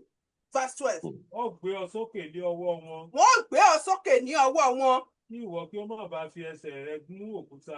Kí àwa ká má bàa fi ẹsẹ̀ wa gún òkúta. Olúwa pàṣẹ fún àwọn màláíkà rẹ̀ Ọlọ́run. Kí wọ́n wá gbé wa sókè ní ọwọ́ wọn nígbà tí aburú bá fẹ́ ṣẹlẹ̀, tí ibi bá fẹ́ ṣẹlẹ̀, tí ọ̀tá bá fẹ́ ta ọfà sí wa. Pàṣẹ fún àwọn màláíkà rẹ̀ kí wọ́n wá gbé wa sókè káwa má bàa fẹsẹ̀ wa gún òkúta kí ọfà ayé kó máa gbà wá ẹ̀sọ́ di àdúrà. Ní orúkọ Jésù, olùkọ́ Ọlọ́run alágbára kí bá mi àgbà. Pàṣẹ fún àwọn màláíkà rẹ̀ nígbà tí Maradagabari bó ṣe tẹ̀lé àwọn màláíkà rẹ̀. Ọ̀yá gbogbo ọ̀tá tí àwọn màláíkà rẹ̀ kó máa wá gbé wa sókè ọfà ayé kó máa gbà wá ibi kan kó máa gbà àwọn ọmọ wa. Olúwa ṣe bẹ́ẹ̀, ẹ̀mí mímọ́ ṣe bẹ́ẹ̀ ní orúkọ ńlá Jésù Kristi Olúwa wa. Olúwa pàṣẹ fún wọn. Olúwa pàṣẹ fún wọn. Olúwa pàṣẹ fún wọn. Olúwa pàṣẹ fún wọn. Olúwa pàṣẹ fún wọn. Olúwa pàṣẹ fún wọn. Olúwa pàṣẹ fún wọn. Olúwa pàṣẹ fún wọn. Ọ̀rọ̀ kìnìún àti ejò ńlá ni ìwọ fi ẹsẹ̀ rẹ tẹ̀ mọ́lẹ̀. Olúwa fún mi ní agbára tí wọ́n fi máa tẹ kìnìún ńlá àti ejò mọ́lẹ̀, tí wọ́n fi máa tẹ àkéèké àwọn kìnìún ńlá. Àwọn wo ni kìnìún ńlá? Àwọn ọ̀tá ni o, àwọn alágbára ayé, àwọn ìkookò, àwọn tí wọ́n ní agbára jù wá lọ, àwọn tó jẹ́ pé wọ́n ní ohun tí wọ́n gbójúlé. Àwọn ò ní ìkọ̀kan tá gbójúlé ṣùgbọ́n tọ́lọ́run bá fún wa lágbára lé wọn lórí, agbára yẹn là ó máa fi ṣẹ́gun fún wọn. Olúwa agbára tí wọ́n fi máa dojúkọ ìkookò, tí mo fi máa dojúkọ ejò, tí mo fi máa dojúkọ gbogbo àwọn tó dàbí alágbára nínú ayé mi, tó dàbí ejò, tó dàbí kọ́pra, tó dàbí láyọ̀, tó dàbí sápàtì nínú ayé mi. Agbára tí wọ́n fi máa tẹ̀ wọ́n mọ́lẹ̀, tí wọ́n fi máa borí wọn. Olúwa gbé wọ̀ mí ró mi ní agbára ní àṣálẹ́ yẹn sọ di àdúrà. Orúkọ Jésù. Agbára tó fún mi lọ. Agbára tí wọ́n fi máa tẹ̀ wọ́n Agbára rẹ̀ wá. àwọn tí wọ́n gbọ́ tí wọ́n dàbí àdúrà nínú ayé mi. Alágbára. Agbára wọ̀ mí, ẹ̀mí tó ní agbára tí wọ́n fi máa borí wọn. Alágbára. Jọ̀wọ́ alágbára. Alágbára. Olúwa wò alágbára. Jọ̀wọ́ alágbára. Jọ̀wọ́ alágbára. Jọ̀wọ́ alágbára. Jọ̀wọ́ alágbára. Jọ̀wọ́ alágbára. Jọ̀wọ́ alágbára. You need the power to do this. Without the power of God, you cannot be. Let's say, only mo fẹ́ gbàgbára o. Agbára Ọlọ́run. Mo fẹ́ gbàgbára o. Agbára Ọlọ́run o. A fẹ́ gbàgbára, Afẹ́ gbàgbára o. Agbára o. Afẹ́ gbàgbára. Afẹ́ gbàgbára o. Ọlọ́run o.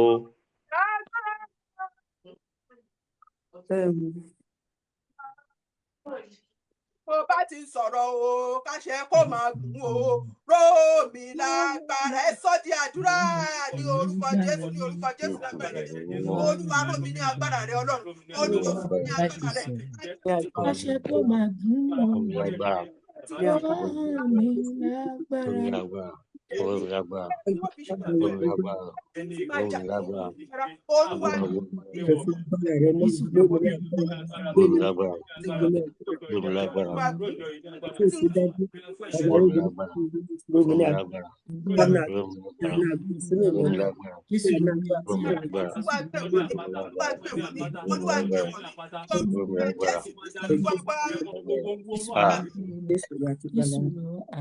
Ní agbára tí wọ́n fi máa wọlé tí wọ́n fi máa jáde. Agbára kan wà tá a nílò. Bẹ́ẹ̀ni ò bá ní agbára yìí kò sí bó ṣe fẹ́ ṣe. Agbára kan wà tá a nílò. Agbára téèyàn fi ń jáde ẹni. Olúwa gbé agbára wọ̀ mí. Bàbá ńlá rẹ látòkè ọ̀run Olúwa wọ̀ mí ní aṣọ agbára. Agbára tí wọ́n fi máa wọlé tí wọ́n fi máa jáde. Olúwa gbé wọ̀ mí tọmọtọmọ ẹ̀sọ́ di àdúrà ní orúkọ Jésù.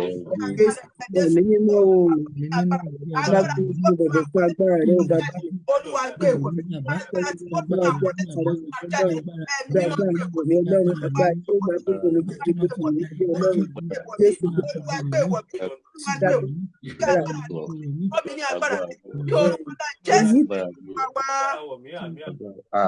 Verse 14 says, because he loves me, says the Lord, I will rescue him, I will protect him, for he acknowledged my name. He will call on me, I will answer him. I will be with him in trouble, I will deliver him and honor.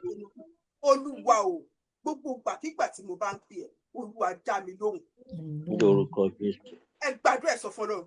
Wípé gbogbo gbàkígbà tí mo bá ti ń ké ọ̀dọ̀, Olúwa dá mi lóhùn Ọlọ́run. Mákẹ́tì kú sí mi Ọlọ́run, ṣíjú wò mí kó gbọ́ àdúrà mi kó ṣàánú. Olúwa dá mi lóhùn, Olúwa dá sí ọ̀rọ̀ mi Ọlọ́run. Ẹ̀mí mímọ́ dá sí ọ̀rọ̀ mi àtèmi àti ìdílé àtọmọ ẹ sọ di àdúrà. Ní orúkọ Jésù, ní orúkọ Jésù, ní agbára ìjẹ Jésù. Olúwa gbogbo gbàkígbà tí mo bá ti ń ké pè Ọlọ́run, Olúwa dá sí mi. Olúwa dá mi lóhùn.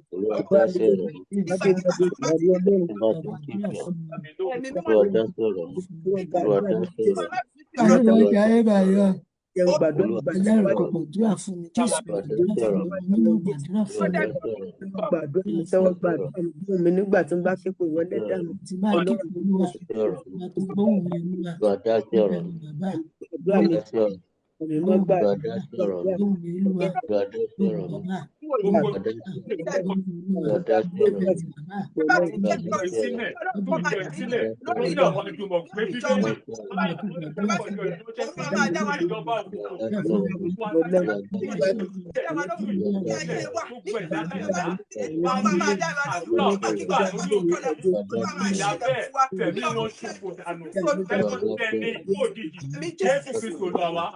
sọ fún Ọlọ́run nígbàkigbà tí mo bá ti ń kanlẹ̀kùn rẹ wá ṣí fún mi. Ṣé mọ̀ pé tí èèyàn bá mí Ọlọ́run gan máa ń tilẹ̀kùn àdúrà. Tá a bá lọ ka ìwé dáadáa, ó máa ń títí sí ẹlòmí sí wa sí àdúrà wa ń gbà mí nípasẹ̀ ẹ̀ṣẹ̀ wa. Ẹ sọ fún Ọlọ́run, Olúwa o, ó ní kí a wá, ó ní àwọ̀ òrè. Ó ní kí a kanlẹ̀kùn, ó lóun ó ṣí. Ó ní ká béèrè, òun ó fi lé wa lọ́wọ́. Olúwa nígbàkigbà tí mo bá ń wá, tí mo bá ń béèrè, tí mo bá ń kanlẹ̀kùn, Olúwa máa jẹ́ mi àdúrà ní orúkọ Jésù. Tí mo bá ń képe ọ́, tí mo bá ń béèrè, tí mo ń kanlẹ̀kùn, tí mo ń wá, Olúwa fi lé mi.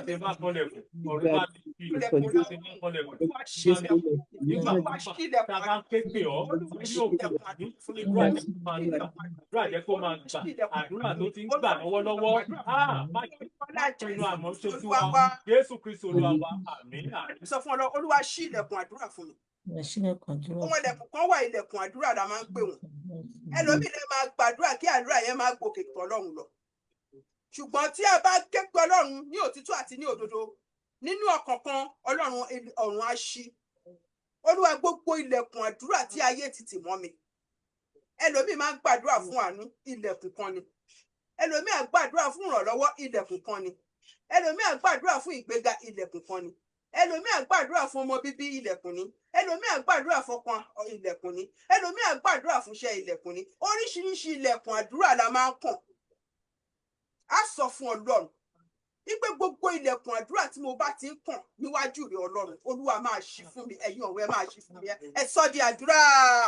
Ní orúkọ Jésù, ní orúkọ Jésù, ní agbára ẹ̀jẹ̀ Jésù. Olúwa Ọlọ́run alágbára bàbá mi àti Ọlọ́run mi. Gbogbo ìgbàkígbà tí mo bá ti ń kan ilẹ̀kùn àdúrà, gbogbo ilẹ̀kùn àdúrà tí mo bá ti ń kàn níwájú Ọlọ́run, máa ṣí fún mi. Olúwa máa ṣí fún mi. Olúwa máa ṣí fún mi. Olúwa ṣí ilẹ̀kùn àdúrà mi sílẹ̀. Olúwa ṣí ilẹ̀kùn àdúrà mi sílẹ̀. Ẹ̀yin ọ̀run ẹ ṣí ilẹ̀kùn àdúrà mi sílẹ̀. Ẹ̀yin ọ̀run ẹ ṣí ilẹ̀kùn àdúrà mi sílẹ̀. Ẹ̀yin ọ̀run ẹ ṣí ilẹ̀kùn àdúrà mi sílẹ̀. Ẹ̀yin ọ̀run ẹ ṣí ilẹ̀kùn àdúrà mi sílẹ̀. Ẹ̀yin ọ̀run ẹ ṣí ilẹ̀kùn àdúrà mi sílẹ̀. Ẹ̀yin ọ̀run ẹ ṣí ilẹ̀kùn àdúrà mi sílẹ̀. Ní orúkọ Jésù Kristo Olúwa. Yóò yé wa dáadáa. Tó bá sọ fún Ọlọ́run kọ́ Ọlọ́run kó ṣe àìmọ̀ pé àwọn ayé máa ń tilẹ̀kùn àdúrà fún, wọ́n máa ń tilẹ̀kùn mọ́yàn tí wọ́n ń jẹ́ kí àdúrà kó gbà. Tí wọ́n bá mọ̀ pé ọ̀nà tó máa tádùn ẹ̀ máa fi gbà rí, wọ́n máa lọ tí ilẹ̀kùn yẹn. Kọ́kọ́ tó ṣẹlẹ̀ nínú physical realm, wọ́n máa ti kọ́kọ́ ṣẹlẹ̀ in the spiritual realm. In the spiritual realm náà ti máa ń parí gbogbo iṣẹ́. Ẹ sọ fún Ọlọ́run gbogbo ilẹ̀kùn àdúrà tí mo ti kàn lájọjọ́ tó ti pẹ́ tí ayé ti pa tí wọn ò jẹ́ kó ṣí. Ẹ gbàdúrà yìí tìtara wípé ní àṣálẹ́ láti àṣálẹ́ lọ gbogbo ilẹ̀kùn àdúrà tí mo ti kàn látọjọ́ tó ti pẹ́ tí ayé ti pa tí wọn ò jẹ́ kó ṣí. Àwọn àdúrà yẹn tí wọn ò jẹ́ ká dáná. Ilẹ̀kùn yìí kò sí Bàbá ilẹ̀kùn àdúrà Ṣílẹ̀kùn ayọ̀ ní Olúwa. Ìbànújẹ́ kó jìnnà sí Olúwa.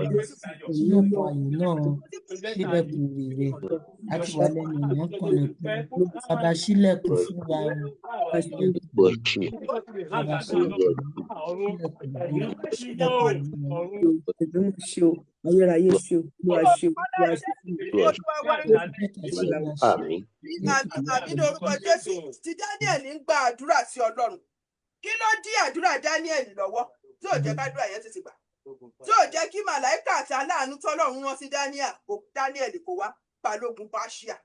Ó dúró sí ojú ọ̀nà. Ó tilẹ̀kùn ní o. Wípé ilẹ̀kùn yìí mi ò ní jẹ́ kó ṣí. Mi ò ní jẹ́ kí aráàánú kó ráyè kọjá lọ ràn lọ́wọ́. Ó dẹ̀ takú sójú ọ̀nà. Ọjọ́ tí Daniel ti gbàdúrà làdúrà ẹ̀ ti gbà. Ṣùgbọ́n balógun Páṣíà ó dúró sójú ọ̀nà ilẹ̀kùn yẹn kò jẹ́ kí aláàánú yẹn kó ráyè wọlé. Ọ̀ǹtì ìgbà tí Ọlọ́run gbé Michael dìde láti lọ ran ẹni màláìkà tọ́lọ́run rán sí Daniel lọ́wọ́. Ẹ sọ fún Ọlọ́run. Ta lẹni tó dúró sí ojú ọ̀nà àdúrà mi? Ta ni balógun Páṣíà? Ta ni alágbára tó dúró sójú ọ̀nà àdúrà mi tó jẹ́ kí àdúrà mi kó tètè gbà? Tó dí aláàánú tí Ọlọ́run rán sí mi láti ràn mí lọ́wọ́ lórí àdúrà mi tí ò jẹ́ kó wọlé. Olúwa ní àṣálẹ́ gbogbo balógun Páṣíà tó dúró sí ojú ọ̀nà àdúrà mi tí ò jẹ́ kí àdúrà mi kó gòkè tọ́lọ́run lọ. Ní àṣálẹ́ ẹ̀yin ọ̀run ẹ bá mi dùn. Ní orúkọ Jésù, ní orúkọ Jésù. Olúwa Ọlọ́run alágbára bàbá mi. Ní ilé ẹ bá mi kọlù. Ilé ẹ bá mi kọlù. Ẹni tó dúró bí olùdíje ní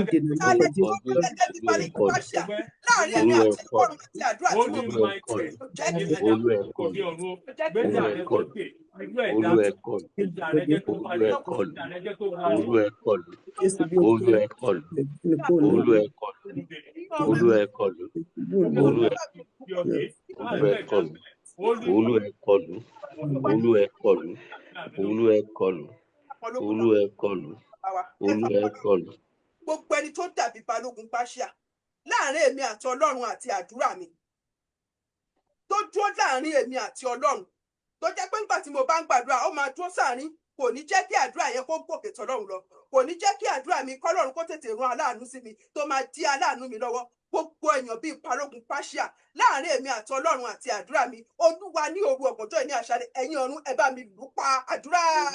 Ní orúkọ Jésù, ní agbára Jésù. Mímọ́ Marakata Kapalia Dagaba. Leke Bosoteri Kapalia Gabalu Masataya Baba Baba. Leke Sataya Kapalia Dagaba. Lekepo.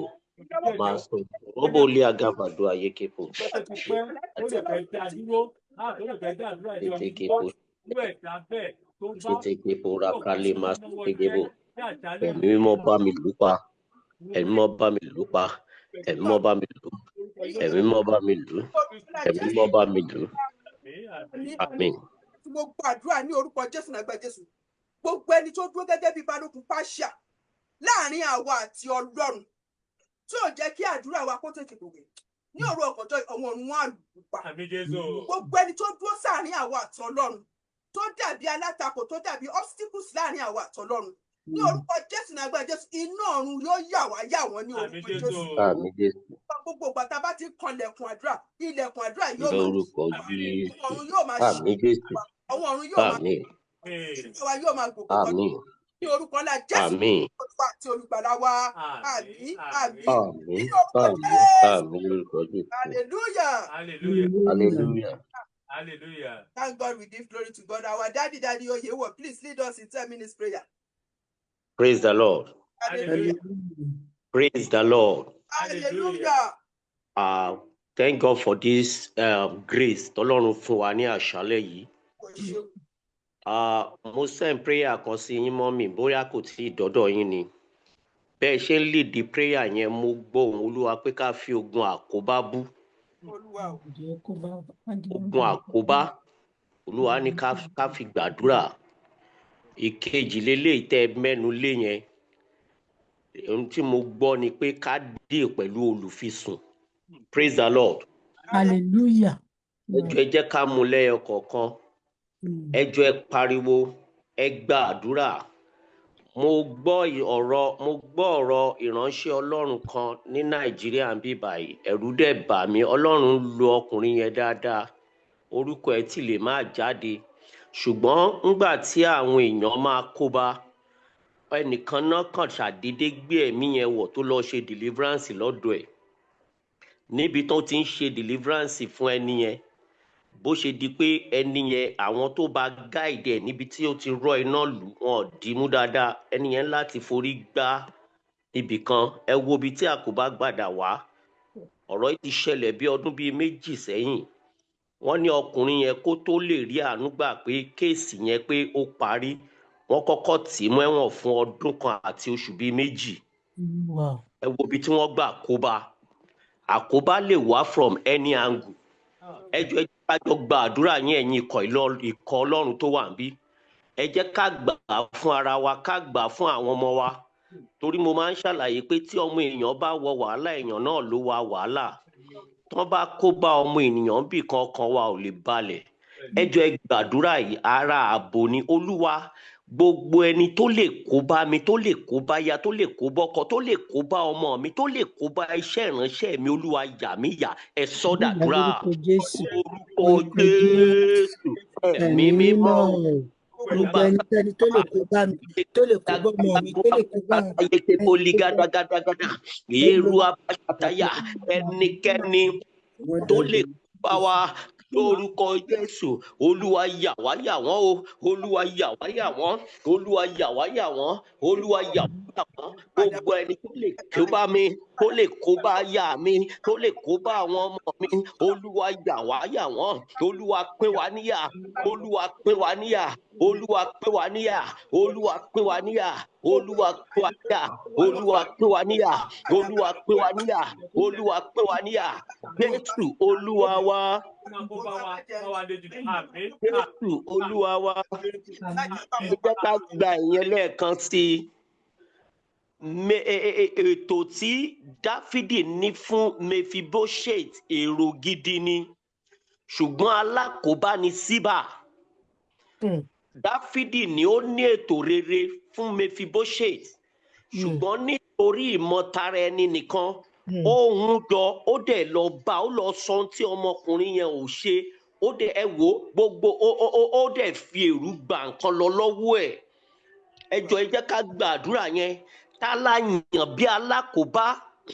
Hallelujah. Ara àwọn alákòóbá mo máa ń pè nǹkan kan ní human error. Human error. Ara àkóbá náà ni. Ẹni ẹlẹ́ni dúró sẹ́gbẹ̀ẹ́ títì. Mọ́tò yẹn dẹ̀ ń bọ̀. ó dẹ̀ yà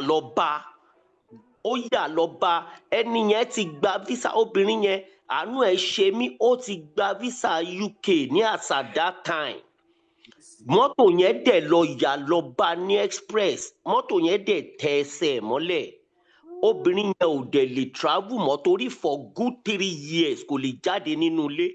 Ẹ wò bí mọ́tò ṣe kó bá. Ẹ jọ̀ọ́ ẹ gbàdúrà ẹ̀, alákòóbá tá a yàn tí ayé mi, Olúwa bá mi lé jìnnà, Olúwa bá mi yọ sọnù. Ẹ sọ dàdúrà orúkọ Jésù. Ẹ̀mí mímọ́ o, alákòóbá tá a yàn tì mí, Olúwa bá mi ṣí nídìí, Olúwa lé dànù, Olúwa ṣí nídìí, Olúwa lé dànù, Olúwa ṣí nídìí, Olúwa lé dànù, Olúwa ṣí nídìí, Olúwa lé dànù. Jésù Olúwa wa. Ẹ jẹ́ ká prayer kejì, olùfisùn. Mọ́mì pé àwọn àdúrà yẹn náà fi parí lẹ́ẹ̀kan. Ta ló wà láàrin àwa àti olóore? The first ẹni tó máa ń wà láàrin àwa àti olóore, olùfisùn ni mà. Nínú ìwé kí lorúkọ ẹ̀, Sekaraya yẹn chapter 3, ó dẹ̀ ń fi ẹjọ́ wòlíì yẹn, ó dẹ̀ ń fi sùn. Ó gbé aṣọ èrí wọ̀, òun gan tún sọ pé ṣe bí aṣọ èrí ní lọ́rùn ẹ̀. Olùfisùn. Ẹ jọ̀ọ́ ẹ jẹ́ ká gbà dáadáa, wọ́n lọ fi ẹjọ́ Daniel sùn. Àwọn kan náà ló lọ fi ẹjọ́ náà sọ̀rọ̀ Mordecai. Ṣẹ́rìmà, Hámánì ò ń ṣèèyàn burúkú, ṣùgbọ́n àwọn èèyàn ló lọ fi ọ̀rọ̀ Mordecai sùn Hámánì. Àwọn olùfisùn. Olùfisùn wo ló wà láàrin èmi àti Ọlọ́run sẹ́? Olúwa bá wa bá ẹ̀yin lẹ mọrú ìdájọ́ tẹ́ fẹ́ k'Ọlọ́run ṣe. Eléyìí tẹ́ bá fẹ́ k'Ọlọ́run já okùn ẹ̀mí ẹ̀, k'Olúwa já okùn ẹ̀mí ẹ̀. Eléyìí tẹ́ bá fẹ́ k'Ọlọ́run rọ lọ sílẹ̀ gbígbẹ, ẹ pàṣẹ lé lórí. Lórúkọ gbogbo olùfisùn nínú ìrìn àjò mi, Olúwa bá ń kọlù, ẹ sọ dàdúrà orúkọ Jésù. Ẹ̀mí mímọ́ o, gbogbo olùfisùn ní ọ̀nà mi, láyé mi, Olúwa bá ń kọlù. Nínú ìrìn àjò ayé mi, Olúwa kọlù wọ́n o. Gbogbo olùfisùn nínú ìrìn àjò wa, Olúwa kọlù wọ́n lórúkọ Jésù. Olúwa kọlù wọ́n lórúkọ Jésù. Olúwa kọlù wọ́n lórúkọ Jésù. Olúwa kọlù wọ́n. Olúwa ṣí wọn nídìí. Olúwa ṣí wọn níyà. Aláyàn tí ayé mi, aláyàn tí ayé, aláyàn tí iṣẹ́ mi tó ń fi ẹ̀tọ́ mi sùn lórúkọ Jésù. Olúwa ṣí nídìí. Olúwa pín níyà. Olúwa já okùn ẹ̀mí ẹ̀. Olúwa já okùn ẹ̀mí ẹ̀. Ta ló ń fi mí sùn? Ta ló ń fi mí sùn? Ta ló ń fi mí sùn? Olúwa bá ń kọlù. Jésù Olúwa wa. Àmín, àmín, àmín lórúkọ Jésù. Àmín ní orúkọ Jésù. Olùfisùn. Ẹ jọ̀ọ́ ẹ jẹ́ àgbà lẹ́ẹ̀kan sí i. Wọ́n máa ń fẹjọ́ èèyàn sùn. Mo ṣàlàyé bóyá last week ni mo ṣàlàyé fún níbí báyìí. Mo ní olùfisùn. Ó ní ẹnikẹ́ni tó bá pe orúkọ Olúwa ni a ó gbàlà. Tó bá lọ fi ẹjọ́ wa sùn, tó bá mú ẹjọ́ lọ sọ́dọ̀ Ọlọ́run, which means tó bá lo bẹ̀yẹn pé ẹnikẹ́ni tó bá ké pe orúkọ Olúwa ni a ó gbàlà. Ọ̀tá lè lọ lo orúkọ Olúwa láti gbàdúrà tó máa mú yàn. Ẹ jọ̀ọ́ ẹ gbàdúrà ẹ̀. Olùfisùn sẹ́ tó rojọ́ mi kiri. Àwọn ìyá àti bàbá bọ̀bọ̀ Adébáyìí, ẹ wo bọ́n ṣe ń sacrifice tó, wọn ò lè sùn. Mojọ́ kan ni mo jókòó, mo wo list of program tí àwọn màmá àti bàbá yìí ń ṣe. Mo ní Olúwa o, ẹ̀mí mímọ́ o. Ṣùgbọ́n àwọn kan lè jókòó síbì kan mà tí wọ́n dẹ̀ máa sọ̀rọ̀ ibi nípa wọn. Ẹ jọ̀ọ́ ẹ gbàdúrà. Olùfisùn nìyẹn. Wọ́n á ní ṣáwọn nìkan ni. Wọ́n ò mọ̀gbà tí ọmọ ènìyàn ń sacrifice tó ń ṣe gbogbo eléyìí fún Ọlọ́run. Àwọn kan dẹ̀ máa jókòó síbì kan, wọ́n dẹ̀ máa wá ìṣubú ọmọnìkejì. Wọ́n á máa ẹ jọ̀ọ́ gbogbo ẹni bá kóra jọ, ẹ jẹ́ n kọ́rùn àṣẹ, gbogbo ẹnikẹ́ni tó bá kóra jọ, ó lo orúkọ Ọlọ́run ni, ó lo àdàbí ni, ó lo ìṣẹ̀ṣe ni, ó lo àfọ̀ṣẹ ni lórí ẹ̀yin màmá àti bàbá yìí, lórí ìpè yín, lórí iṣẹ́ ìránṣẹ́ yín lónìí. Olúwa já okùn ẹ̀mí ẹ̀. Arapatẹ́lẹ̀ agabadu alekapa. ẹ jẹ́ ká jọ gbàdúrà yẹn. Ta ló ń fẹjọ́ mi sùn kiri? Ta ló ń rojọ́ mi kiri? Olúwa bá ń kọlù lóru òní. Olúwa kọlù, ẹ sọ́dàdúrà. Orúkọ Jésù. Ẹ̀mí mímọ́ o, gbogbo ẹni tó ń rojọ́ wa kiri, tó ń fẹjọ́ wa sùn kiri, Olúwa kọlù lóru òní gangan. Olúwa kọlù. Olúwa kọlù, Olúwa kọlù, Olúwa kọlù, Olúwa kọlù, Olúwa kọlù, Olúwa kọlù, Olúwa kọlù, Olúwa kọlù, Olúwa kọlù, Olúwa kọlù, Olúwa kọlù, Olúwa kọlù, Olúwa kọlù, Olúwa kọlù. Jésù Olúwa wa. Àmín, àmín, àmín lórúkọ Jésù. Psalm 91 yẹn last one náà ni. Last one ni Psalm 91 ẹsẹ̀ tó gbẹ̀yìn ẹ̀ verse 16 yẹn. Ó ní ẹ̀mí gígùn lé èmi ò fi tẹ́ ọ lọ́rùn. Èmi ò sì fi ìgbàlà mi hàn. Olúwa ẹ gbà á. Olúwa fún mi ní ẹ̀mí gígùn kó fún mi ní ìgbàlà rẹ̀. Àmín Jésù. Ẹ̀mí gígùn Olúwa kó fún mi ní ìgbàlà rẹ̀. Ó yẹ sọ́dàdúrà. Orúkọ Jésù. Ẹ̀mí mímọ́ o. Olúwa fún wa ní ẹ̀mí gígùn o. Ìgbàlà rẹ̀ la fẹ́. Fún wa ní ẹ̀mí gígùn. Fún wa ní ìgbàlà rẹ̀. Fún wa ní ẹ̀mí gígùn. Fún wa ní ìgbàlà rẹ̀. Fún wa ní ẹ̀mí gígùn. Fún wa ní ìgbàlà rẹ̀. Fún wa ní ẹ̀mí gígùn. Fún wa ní ìgbàlà rẹ̀. Fún wa ní ẹ̀mí gígùn. Fún wa ní ìgbàlà rẹ̀. Fún wa ní ẹ̀mí gígùn. Fún wa ní ìgbàlà rẹ̀. Fún wa ní ẹ̀mí gígùn. Fún wa ní ìgbàlà rẹ̀. Ṣoriano lè kárí àdàgàbà. Fún wa ní ẹ̀mí gígùn. Fún wa ní ìgbàlà rẹ̀. Thank you Lord. Jésù Olúwa wa. Àmín, àmín lórúkọ Bá Jésù. a ṣe wí lórúkọ Jésù, ó ṣẹ bẹ́ẹ̀. Àmín Jésù. Bá a ṣe gbàdúrà, àṣẹ Jésù ó gorí ẹ̀. Àmín Jésù. Mo lo ọ̀rọ̀ Jésù. Mo lo ẹ̀jẹ̀ Jésù. Mo lo orúkọ Jésù. Mo lo ẹ̀mí Jésù. Mo lo agbára Jésù. Mo lo májẹ̀jẹ̀ Jésù. Mo lo ọ̀rọ̀ Jésù. Gbogbo ń tá a béèrè lónìí lórúkọ Jésù ó ṣẹ bẹ́ẹ̀. Àmín Jésù. Ẹni bá gbógun tì wá, ẹni wá ìṣubú wa lórúkọ Jésù, Olúwa fi ṣòfò dànù. Àmín Jésù. Ẹ̀yin màmá àti bàbá ní ọ̀nà àrà ní ọ̀nà ìyanu lọ́sẹ̀ tuntun tá a mú yìí, Olúwa farahàn wá. Àmín Jésù. Ó dẹ̀ ṣẹ bẹ́ẹ̀. Àmín. Jésù Olúwa wa. Àmín. Àmín. Àmín. Àmín lórúkọ Jésù. God bless you. Amen. Amen. Jesus, thank you, my Father. God bless you. I'm sorry, Amen. Baba wa ṣe ń gbàdúrà lọ bí ẹ̀mí Ọlọ́run ṣe darí. Ẹ jọ̀ọ́ sáré bá mi Psalm 94. We're going to use that verse. A máa sọ fún Ọlọ́run. Ọ̀pá gún olùdí fún àwọn nǹkan gbèdéke fún olùdí wa. Gbogbo àwọn tó ń forúkọ wa rẹ́ lọ́kiri tó ń fẹjọ́ wa sùn kiri tó ń rojọ́ wa kiri. Ọlọ́run kó jẹ́ ẹ̀sìn wa kó gbà ẹ̀san ní ààrẹ kó gbà ẹ̀san lára wọn. Gbogbo àwọn tá àṣẹ tán tó pa àṣẹ wọn. Gbogbo àwọn tá àṣebi sí tán ní àṣebi sọ wọn. Yeah, Marakatali Kapa. Yes. Psalm 94. Verse 1. Olúwa Ọlọ́run ẹ̀san. Ọlọ́run ẹ̀san. Ọlọ́run ẹ̀san. Ọlọ́run Fi ẹ̀san. ara rẹ̀ hàn.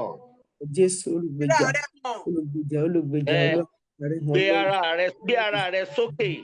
Ọlọ́run ẹ̀san. Fi ara rẹ̀ Ìwọ onídàájọ́ ayé. Sọ Onídàájọ́ ẹ̀san ayé. fún àwọn agbéraga. Olúwa o. Ṣé kí ni fún agbéraga?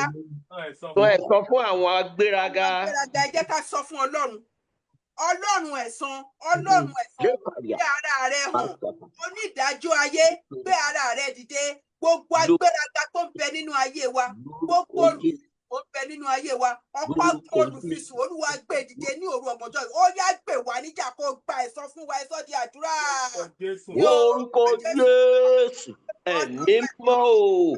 Olúwa dìde. Gbẹ̀san lára wọn. Gbogbo agbéraga.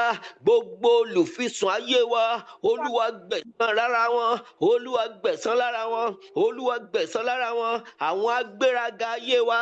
Agbéraga iṣẹ́ ìránṣẹ́ wa. Olùfisùn ayé wa. Olùfisùn ayé wa. Olùfisùn iṣẹ́ wa. Olùfisùn ayé wa. Olúwa gbẹ̀san lára wọn. Olúwa gbẹ̀san lára wọn. Olúwa gbẹ̀san lára wọn. Olúwa gbẹ̀san lára wọn. Olúwa gbẹ̀san lára wọn. Àmín.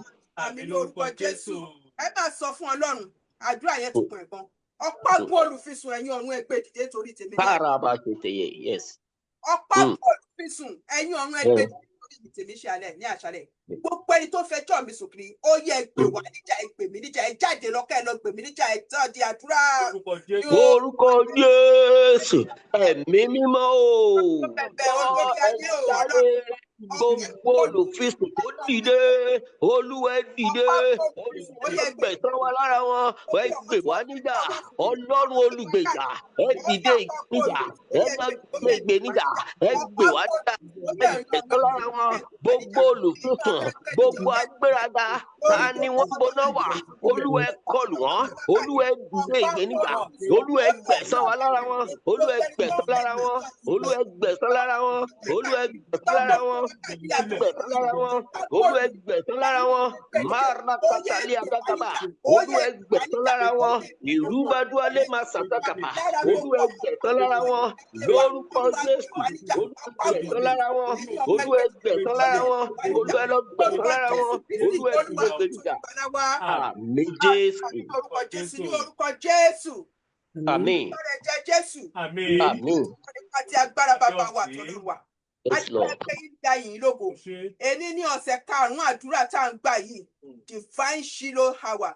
Divine Shiloh hour prayer for protection upon our children. This is the 5th week of this prayer.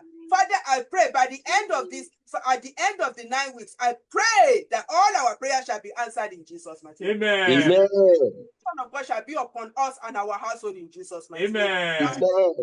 Àwọn tó ń fẹjọ́ wa sùn kiri, Ọlọ́run yóò gbé ọ̀pá-gun olùfisùn jáde dìde. Àmín Jésù. Lára àwọn Àmín. gbogbo àwọn tá a ròbí sí tí wọ́n ròbí sí wa.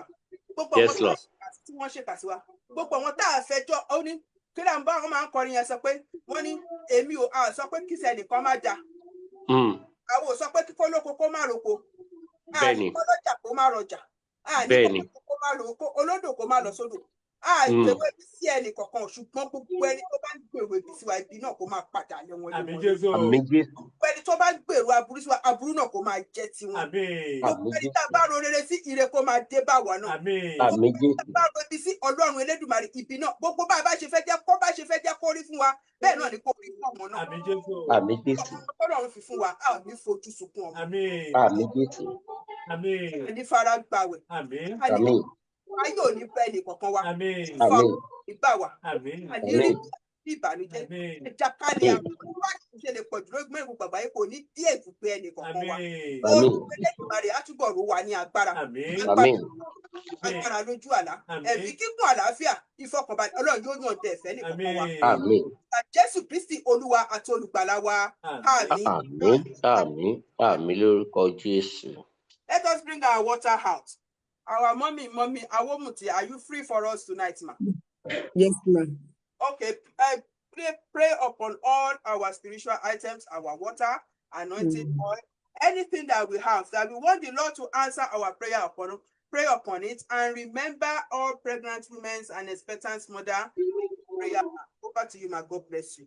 Thank you, ma. God bless you, ma. Happy Sunday to all my fathers, my mothers online. Ẹ jẹ́ ká gbàdúrà. Thank you, ma. Mo bá fọwọ́ kan iṣẹ́ tí aṣọ rẹ̀. Ọ̀rẹ́ tí mo bá fọwọ́ kan iṣẹ́ tí aṣọ rẹ̀.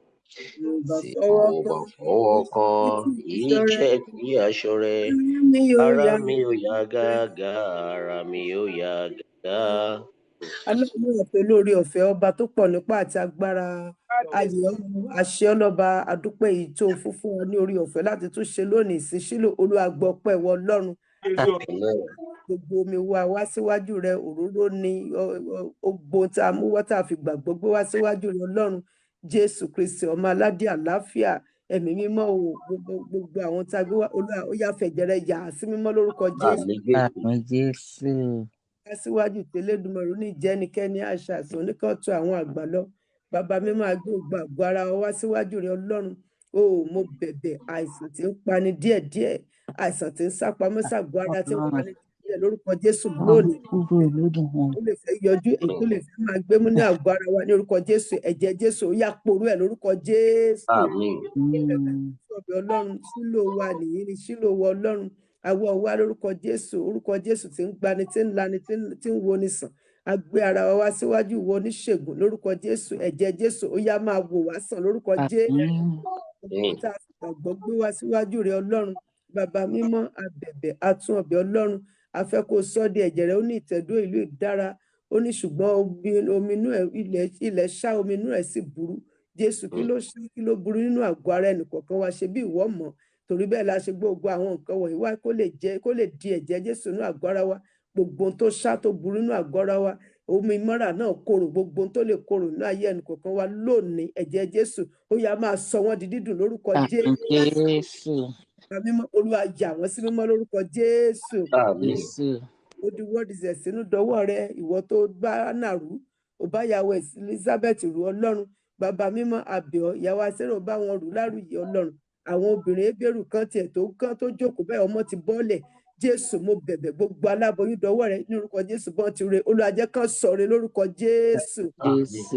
Èmi lébọ̀wọ̀ lọ́wọ́lọ́wọ́ báyìí, Jésù mo bẹ̀bẹ̀, ọwọ́ ọ̀tún rẹ ti ṣọwọ́ agbára, ó yá lọ dalé wọn, ara kó tù wọ́n lórúkọ Jésù. Ọba tó nu omi tó nu ni lómi jẹ́nu, ó pa ìyá wa Sárà lẹ́rìn ayọ̀, sọ fún náà Genesis 18, oníníwòye àmọ́dún, oníwọ̀ ń padà bọ̀. Ó dẹ̀ rí bẹ́ẹ̀ gẹ́gẹ́ bí àkókò tó dá fún gbà tó dé Genesis 22 Ọlọ́run. Jésù mo bẹ̀bẹ̀ gbogbo ọkàn tó ń wojú rẹ fún ìbísí àti ìrẹsì ní orúkọ Jésù, ó yá bàbá Olúwa ṣí wọn nínú lórúkọ Jésù. Ọdún wọn wò pọ́dún tún ti ń lọ, ṣùgbọ́n ó lọ lójú ènìyàn, ṣùgbọ́n kò jẹ́ kankan lójú wọ Ọlọ́run. Ẹgbẹ̀rún ọdún bí ọjọ́ kan ní Ọlọ́run. Jésù mo bẹ̀bẹ̀, ọba tó ń ṣe nínú tó ń nu omi díẹ̀ nínú lórúkọ Jésù, àwọn wọ̀nyí ó yá ṣí wọn nínú lórúkọ Jésù.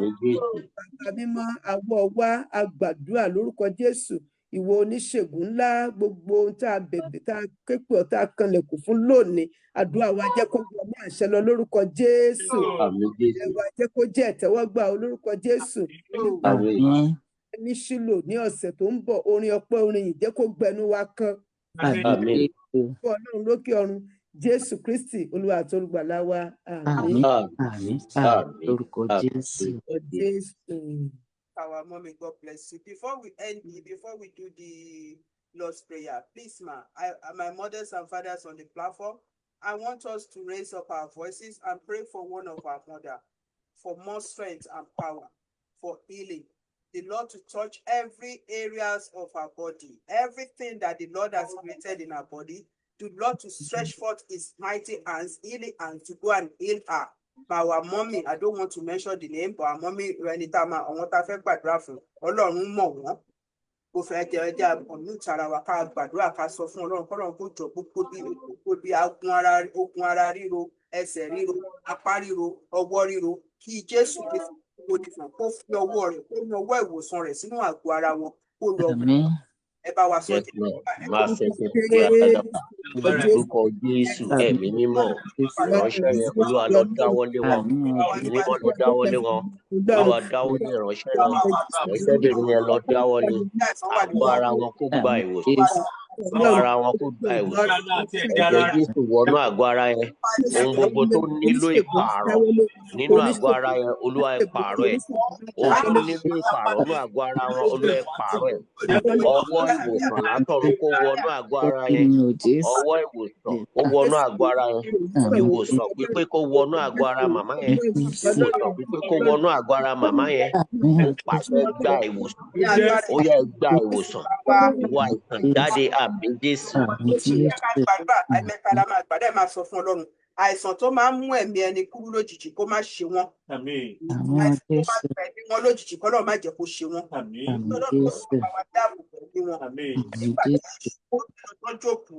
Ìkọ̀kan lọ́lọ́run sọ fún èṣù pé kó má ṣe, kó ní kó má fọwọ́ kan ẹ̀mí ẹ̀. Ó lè fi dára tó bá wọn, ṣùgbọ́n má fọwọ́ kan ẹ̀mí ẹ̀. Tó já sí pé Ọlọ́run ló ní ẹ̀mí èèyàn, kò sí ẹ̀dá tó ní ẹ̀mí èèyàn, kò dẹ̀ sí kankan tó lè ṣèyàn láyé tó máa mú ẹ̀mí èèyàn yẹn lọ. Nígbà tí Ọlọ́run dá gbogbo kó lọ, dá gbogbo àpò lọ padà, yóò sì wà láyé, ọmọ tó bí àtàwọn ọmọ tí èṣù gbà lọ, gbogbo ẹ̀ lọ́lọ́run dá padà, kó jẹ́ ká sọ fún Ọlọ́run pé gbogbo àlàáfíà tí àìsàn lè ti gbà lọ nínú ara àwọn màmá wa, kọ́lọ́run kó bá wa dá àlàáfíà yẹn padà. ẹ̀mí wọn kọ́lọ́run tó bá wa ṣú ẹ̀mí wọn àìsàn tó máa mú ẹ̀mí wọn kúrò lójijì kí Ọlọ́run kó má jẹ́ kó ṣẹlẹ̀ sí wọn jẹ́ ká sọ di àdúrà lẹ́ẹ̀kan sí orúkọ Jésù ẹ̀mí mímọ́ àìsàn káìsàn lágbo ara màmá yẹn Olúwa gbé jáde Olúwa jáde àìsàn káìsàn nínú àgọ́ ara wọn àṣẹ Olúwa ló mú wa bóyá iná ti jáde àgọ́ ara yẹn gbà ìwòsàn àgọ́ ara yẹn gbà ìwòsàn àgọ́ ara yẹn gbà ìwòsàn àgọ́ ara yẹn gbà ìwòsàn àgọ́ ara yẹn gbà ìwòsàn àgọ́ ara yẹn gbà ìwòsàn lórúkọ Jésù. àṣẹ ìtura Ọlọ́run kó pa sínú ayé wọn àṣẹ ìtura látòkè ọ̀run wá kó bà lé wọn ẹ jẹ́ ká sọ di àdúrà. mímọ́ mara kàtàlẹ́ àdàdàbàrú àyàdà àṣẹ ìtura àṣẹ ìwòsàn Olúwa pàṣẹ àgọ́ ara màmá yẹn Olúwa pàṣẹ ìtura Olúwa pàṣẹ ìwòsàn Olúwa pàṣẹ ìtura Olúwa pàṣẹ ìwòsàn Olúwa pàṣẹ ìtura Olúwa pàṣẹ ìwòsàn Olúwa pàṣẹ ìtura Olúwa pàṣẹ ìwòsàn. Àmín. Ọlọ́run kọ ẹni tá à ń gbàdúrà fún lórí òkè bí afẹ́fẹ́ àdúrà ẹ̀ kó lọ fẹ́ bá wọn. Àwọn màlẹ́kà tó máa ń woni sàn nínú ẹ̀mí kọ́lọ́run kó rán wọn sí wọn kọ́ lọ wò. Nígbà tán bá jí láàárọ̀ lábáyé kí wọ́n jí nínú àlàáfíà ni. Ara líle ni kí wọ́n jí. Kọ́ má jí nínú ara ríro mọ́, kọ́ má jí nínú ara ní orúkọ Jésù. Mímọ́ bá afẹ́ kó rán ìwòsàn yẹn lọ sínú àgọ́ ara wọn.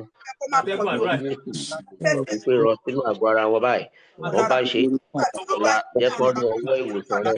Jẹ́ kọ́ rí ọwọ́ ìwòsàn. Jẹ́ kọ́ rí ọwọ́ ìwòsàn. Jẹ́ kọ́ rí ọwọ́ ìwòsàn. Jẹ́ kọ́ rí ọwọ́ ìwòsàn. Jẹ́ kọ́ rí ọwọ́ ìwòsàn. Ní ìdí wọn lọ́la ṣàtúpẹ́ Olúwa ṣàtúpẹ́ ìwòsàn wọn mara kàtàlẹ́ àdàgàbà ṣàtúpẹ́ ìwòsàn wọn òróró ìwòsàn dálé wọn lórí. Àmín.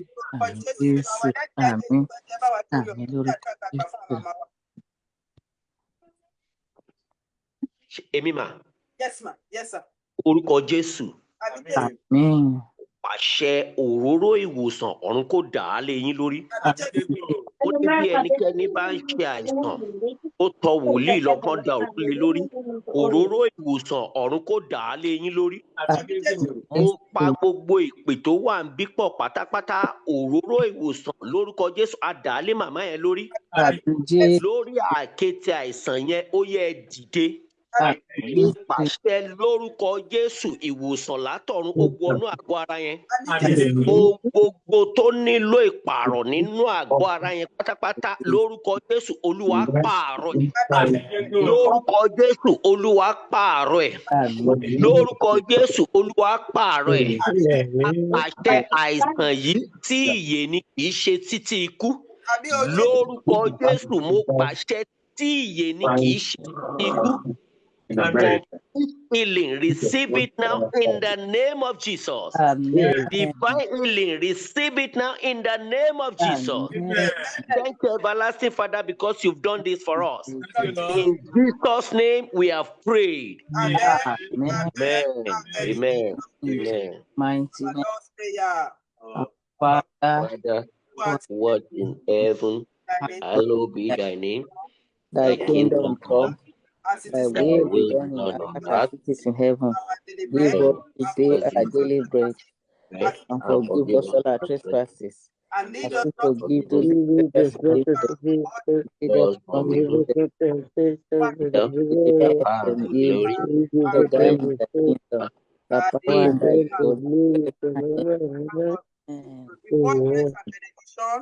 Let us quickly into silence prayer. Quickly, my mothers and fathers.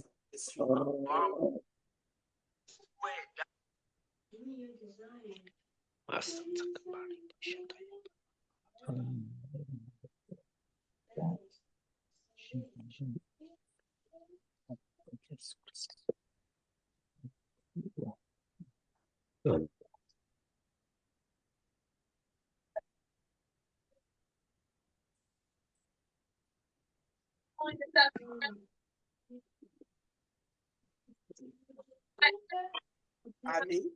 Àmín. Àmín. Àmín. Àmín. Lórúkọ Jésù. Lórúkọ Jésù. Benediction, sir. Hallelujah. Is our daddy there?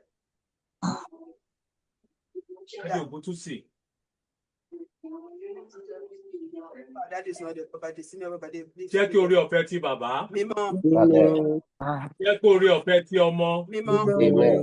Jẹ́ kí orí ọ̀fẹ́ tí àwọn ènìyàn mímọ́. Mímọ́. Alẹ̀ bí àdàbà kí ó bà lé àdúrà wa. Àmín. Lílọ àti títí láéláé.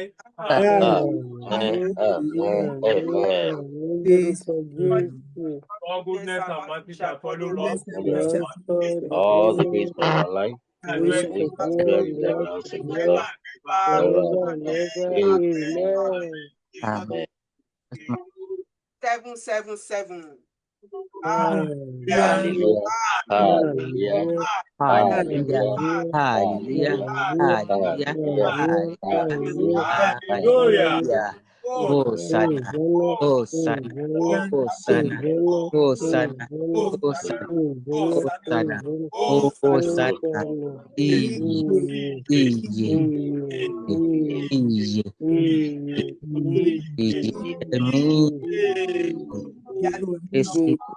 The Lord's name be praised. Our brothers and fathers, thank you very much for joining. God bless you. Amen. Have a wonderful week in Jesus' name. Ẹ ṣé máa wá dúpẹ́ máa kó àwa ti gbà lórúkọ Jésù. Have a wonderful week. Jésù ṣeun.